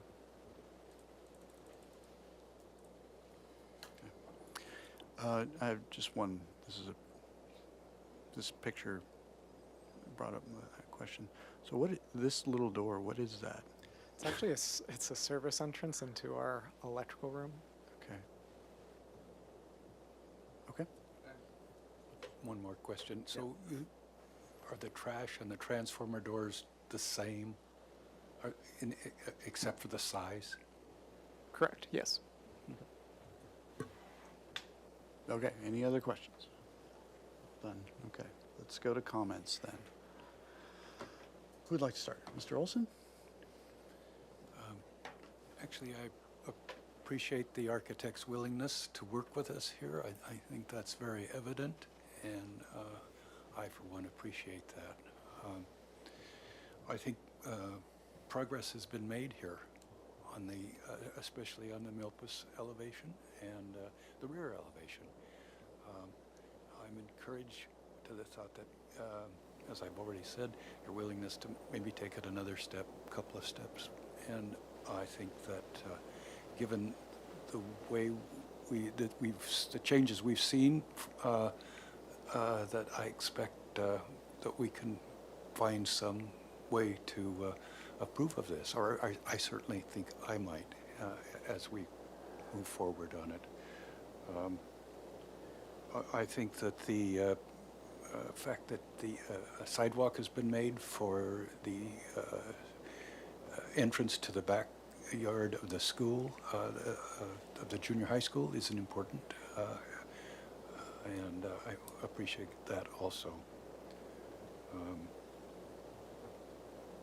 And the Milpas elevation, I think even though we're asking for more, I think that what you've done there are largely successful. I think that they've made great progress from our last presentation. That's all. Okay, Mr. Whalen?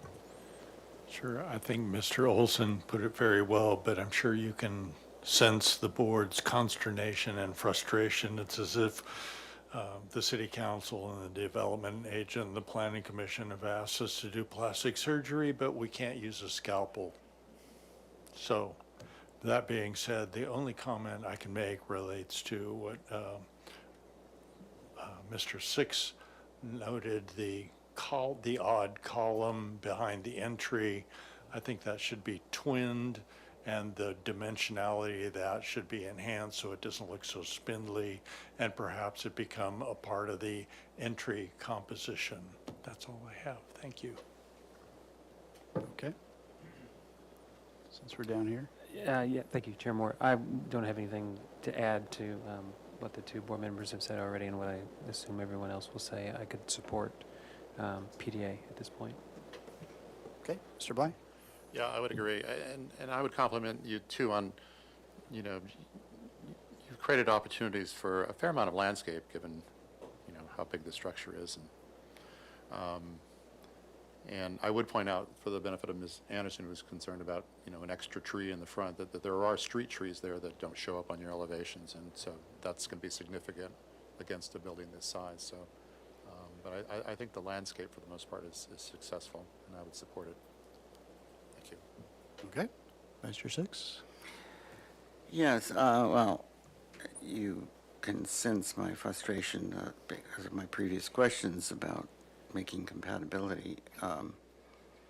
But being that our responsibility now is to look at refined architecture. First of all, I think that you have done good improvements since the last time. I especially like what you're doing on the rear elevation with cutting off the covered balconies and so forth and bringing the apparent mass of that fourth floor down. I think, as I suggested, well, let me go to a bigger picture. I waved the flag for the longest time about doing a village and a radical different architecture in one section to break the thing down. But when I think about it, this building is so different. I'll use that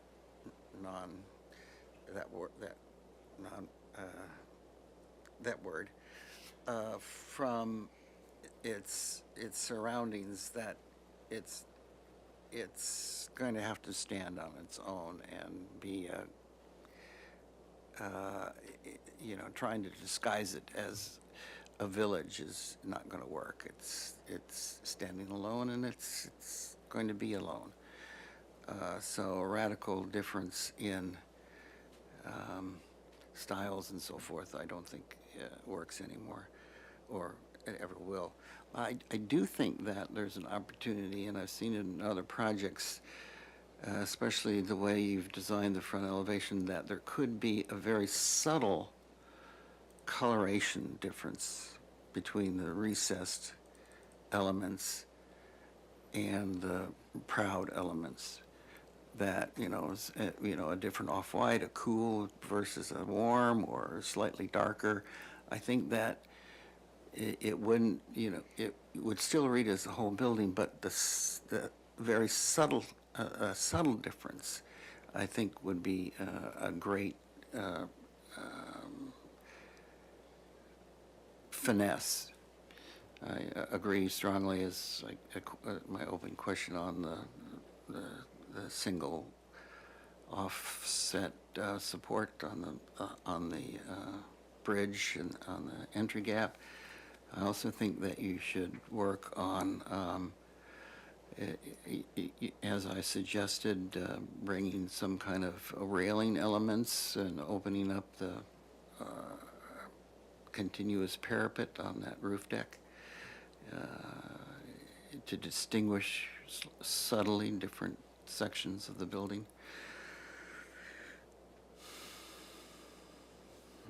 I support Chair Moore's idea of maybe somewhere that a hipped turn, a shed at a corner would be very important. And I actually put paper to the computer screen, but I think the tower is just too spindly and too high. I know what you have to get up to that third floor, but if it could be the plate height brought down to a bare 7 foot high, have again your gable ends are important here. I think that my own opinion is that this should be a gable end, but it should be wider, and the second plate should be right in the middle of that balcony opening below. and some kind of finial that, you know, makes that transition from the plate dropping down to your, do you understand what I'm talking about? To your balcony wall.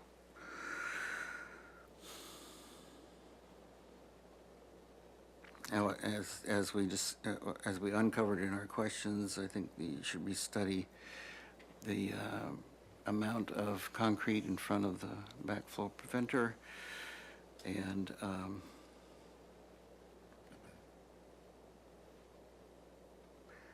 I think that's it. Ms. Anderson? Okay, I have a hard time with it all being pure white just because Milpas doesn't really have a lot of all pure white buildings, and if they do, they're much newer, and it just doesn't feel like it complements the neighborhood. So I would support studying a slight variation, as Mr. Six suggested, with the plaster. I also think that you're going to have to study how the roof and parapets interact, and like they both suggested, wrapping corners and doing like a faux roof that ends in a parapet. I think that will really help, at least even from the public walking on the sidewalk. I think that will help people relate to the building. The entry feels very heavy, and I feel like there could be some finesse to that. I think the window proportions, specifically on the left of this elevation that we're seeing, in between the balconies, look a little wide. So I would just study proportions of those windows. Yeah. Those windows. In between, yeah. To the left. Yeah. Those, and then the two to the left of the other balcony. Got it. And then on the rear elevation, I would actually look at, I know you took them off, but I would look at adding the trellises back in. That's the south side, and that's actually where you'd want shade. So I don't know. I think if you don't put something as part of the architecture, you're going to get umbrellas and weird stuff on the balconies. So I would try to incorporate something into the architecture that doesn't add mass or heaviness. I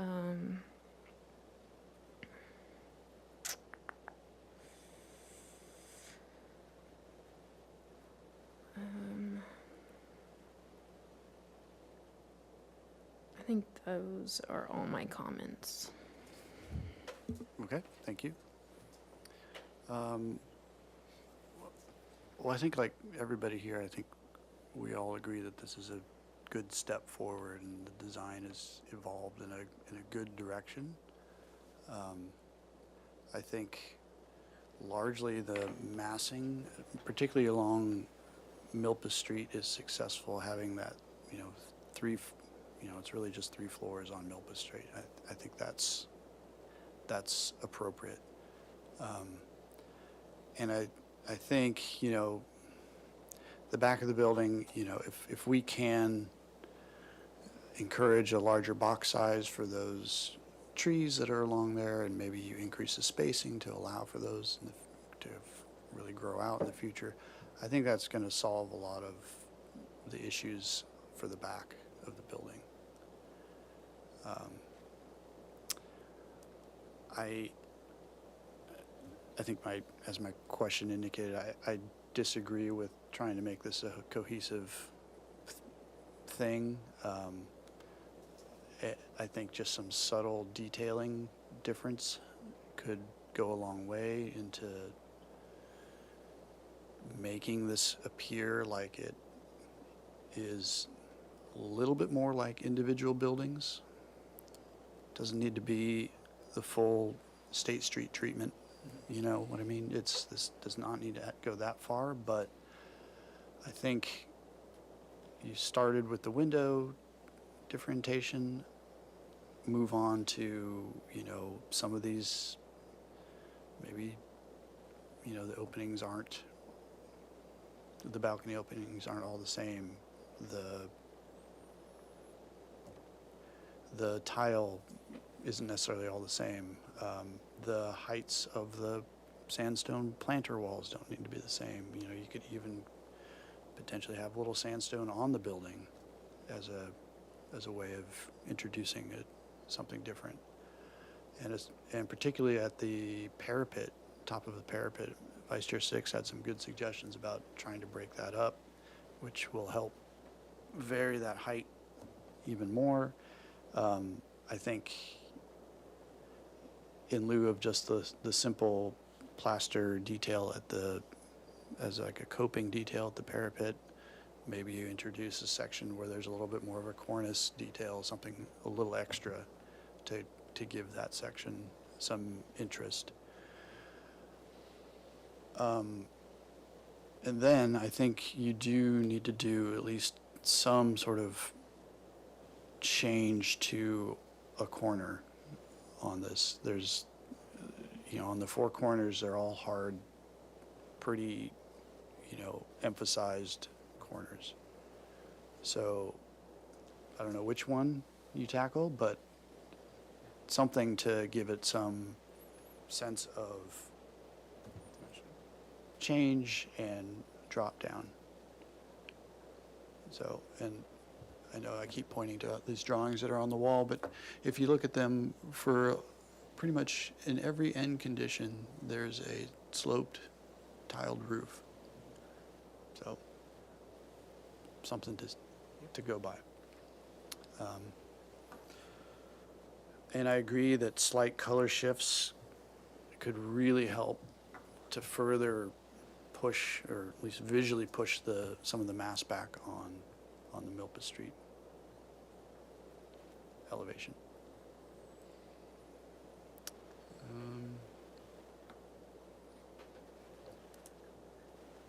Those are my comments.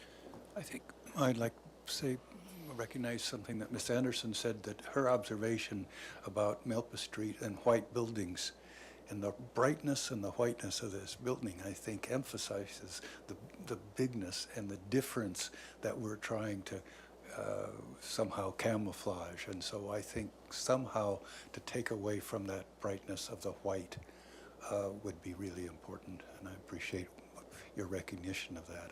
I hadn't thought of it. Mr. Chair? Yes. Minor. It looks like the tile was selected by the interior designer. I think it should be more subtle, more traditional, more sophisticated. Okay. So before we try and craft a motion, just a little discussion with staff. So in my mind, you know, this compatibility findings, the Planning Commission has largely taken some of the big ones off of our plate. So could we simply not say that as we're making the compatibility findings that the Planning Commission has found that this project complies? No, you need to do that as part of your motion. Yeah.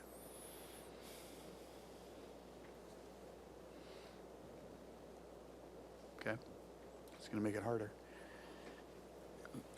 Chair Moore, may I suggest, it's probably dangerous, but maybe a straw vote is in keeping to see who can support compatibility analysis, and those that are very sensitive about it can be outvoted.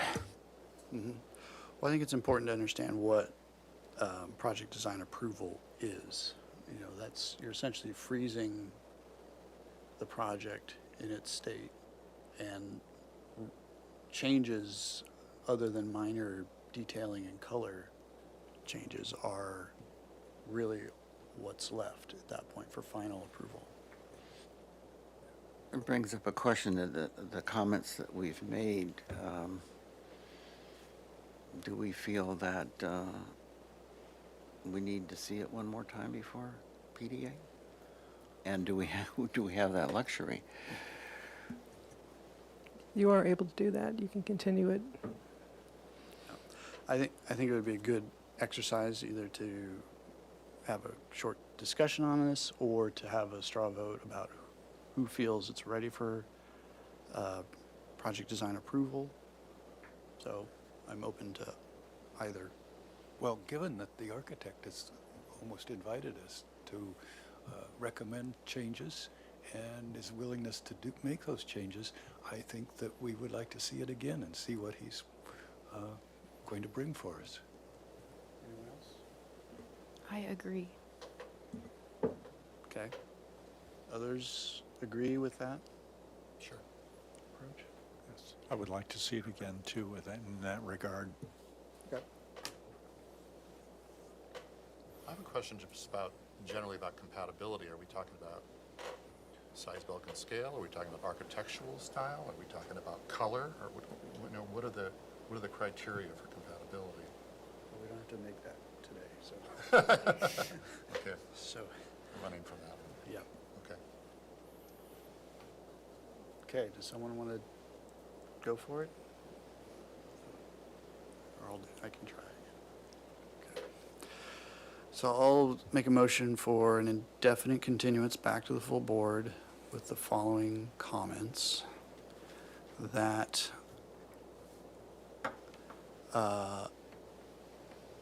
in general, the applicant has made good strides forward to modifying the design to be more compliant with the board's direction, previous direction, and that the board appreciates the changes that have been made to date and suggests the following additional changes. Number one, to study the project as a whole to find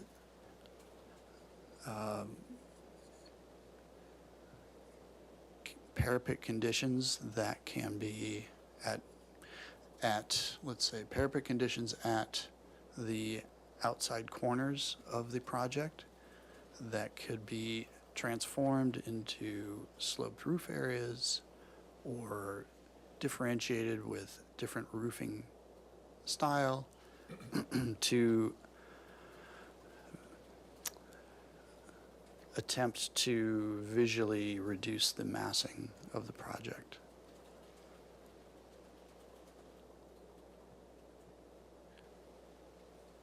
Number two, that they study the Milpa Street parapets and provide variation in parapet types, be that in combination with railing, cornice detailing,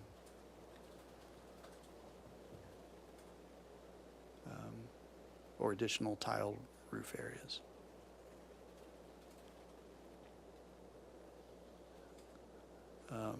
Vary the detailing for the plasterwork throughout the project.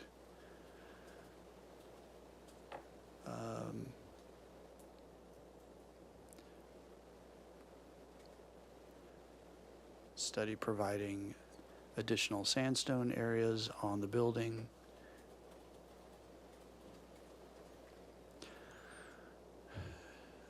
Study color shifts on the Milpa Street massing.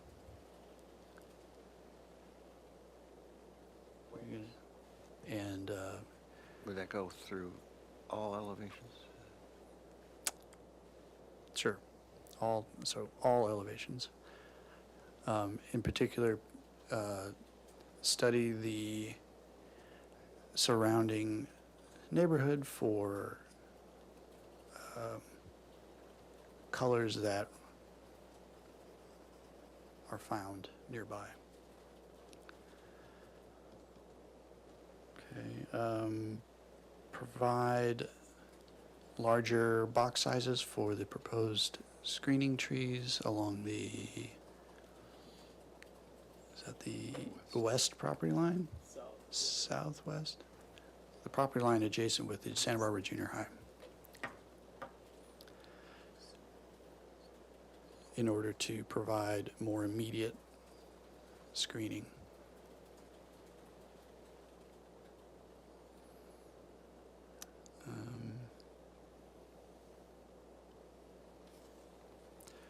Study the Milpa Street Tower element and the proportions to make it more substantial in width. Is that correct, Vice Chair Six? Less spindly. It's a technical term. I'm trying to find positive, descriptive words. Okay. And then, what point are we on? I forget. Number's 8. 8, okay. And study integrating the seismic brace, I'm not sure what you would call that, brace or support at the walkways above the entryway, potentially creating a pair.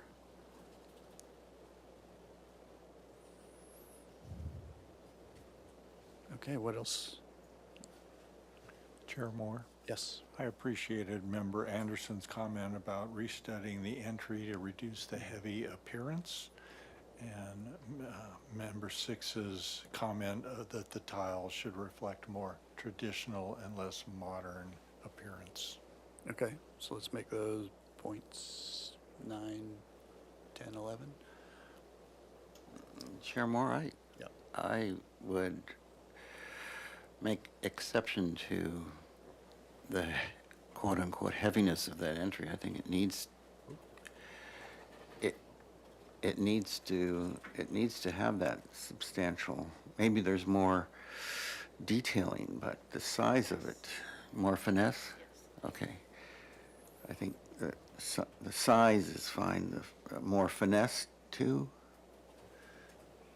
I would Detailing? agree with your terms, but it did come from Ms. Anderson, let her comment. I think finesse and detailing would help it feel less heavy. Yes. Okay.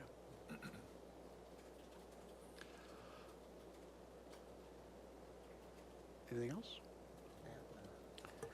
To attempt to reduce the concrete in front of the backflow preventer to provide more screening for the same. Landscape screening. Yes. We talked about the height of the stone planters. You were talking about some variation. I said vary the heights. I mean, this picture alone, the wall looks too tall to me, but that's just the rendering perhaps. But whatever. I imagine they know what people say. I agree. I'll second that motion. Okay. In discussion, any edits, additions?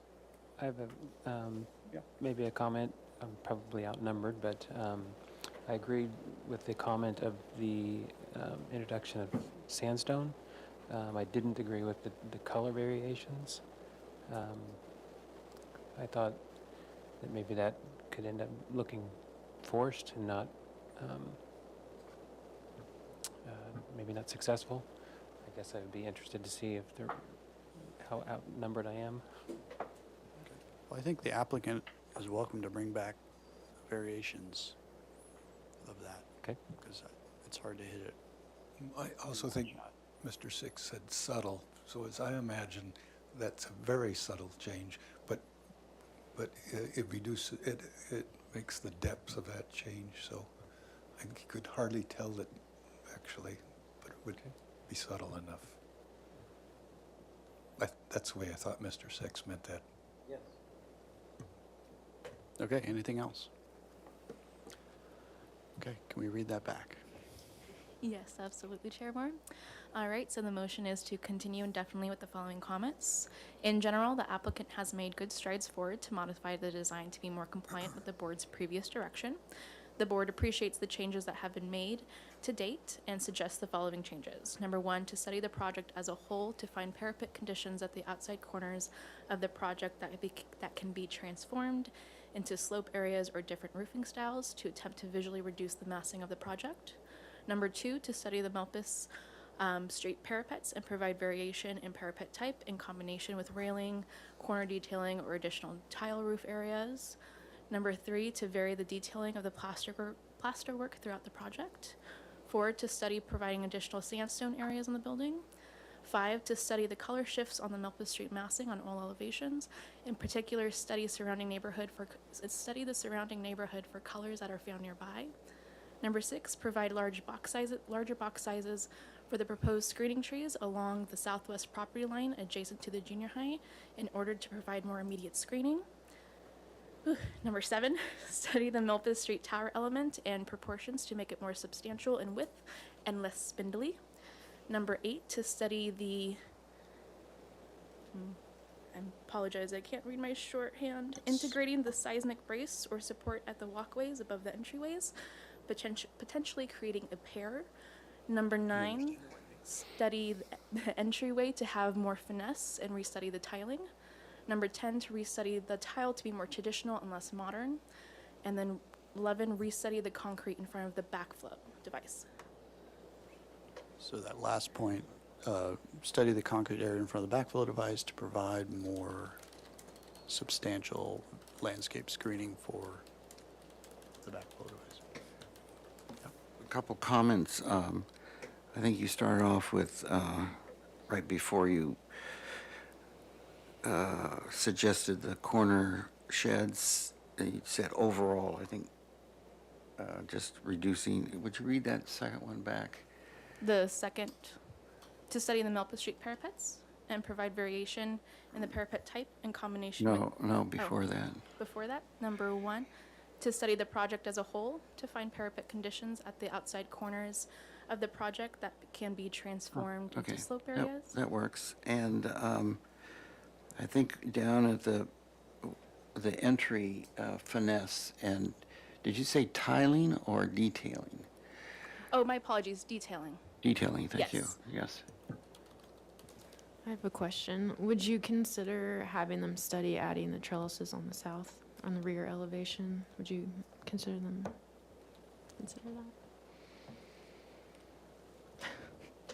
I don't want to add mass. I'm just trying to shade the balconies. Yeah, I'm open to it if it's like Do a we need light- to add it to a the? light. Yeah, light. I wouldn't want to add it to the, it's suggested, but I wouldn't want to add it to the elevation, And it's to the really, motion. how many balconies? 4 or 5?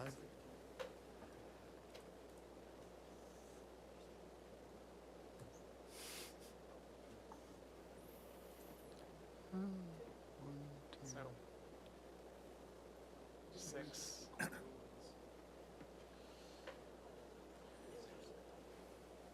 Maybe if we didn't use the word trellis, but investigate shade options. Except I don't want it to, it's going to feel heavy like the front. You don't want it covered like with plaster and roof, I don't think. Anyways, let's not put it in. Okay. All right, thank you. Okay, if that is it, let's take our vote, please. Thank you, Chair Moore. I will take the roll call vote. Chair Moore? Yes. Vice Chair Six? Yes. Board Member Anderson? Yes. Board Member Black? Yes. Board Member Noon? Yes. Board Member Olson? Yes. Board Member Whalen? Yes. Motion passes. Thank you. Okay, thank you, guys. Okay, and with that, we can close our meeting.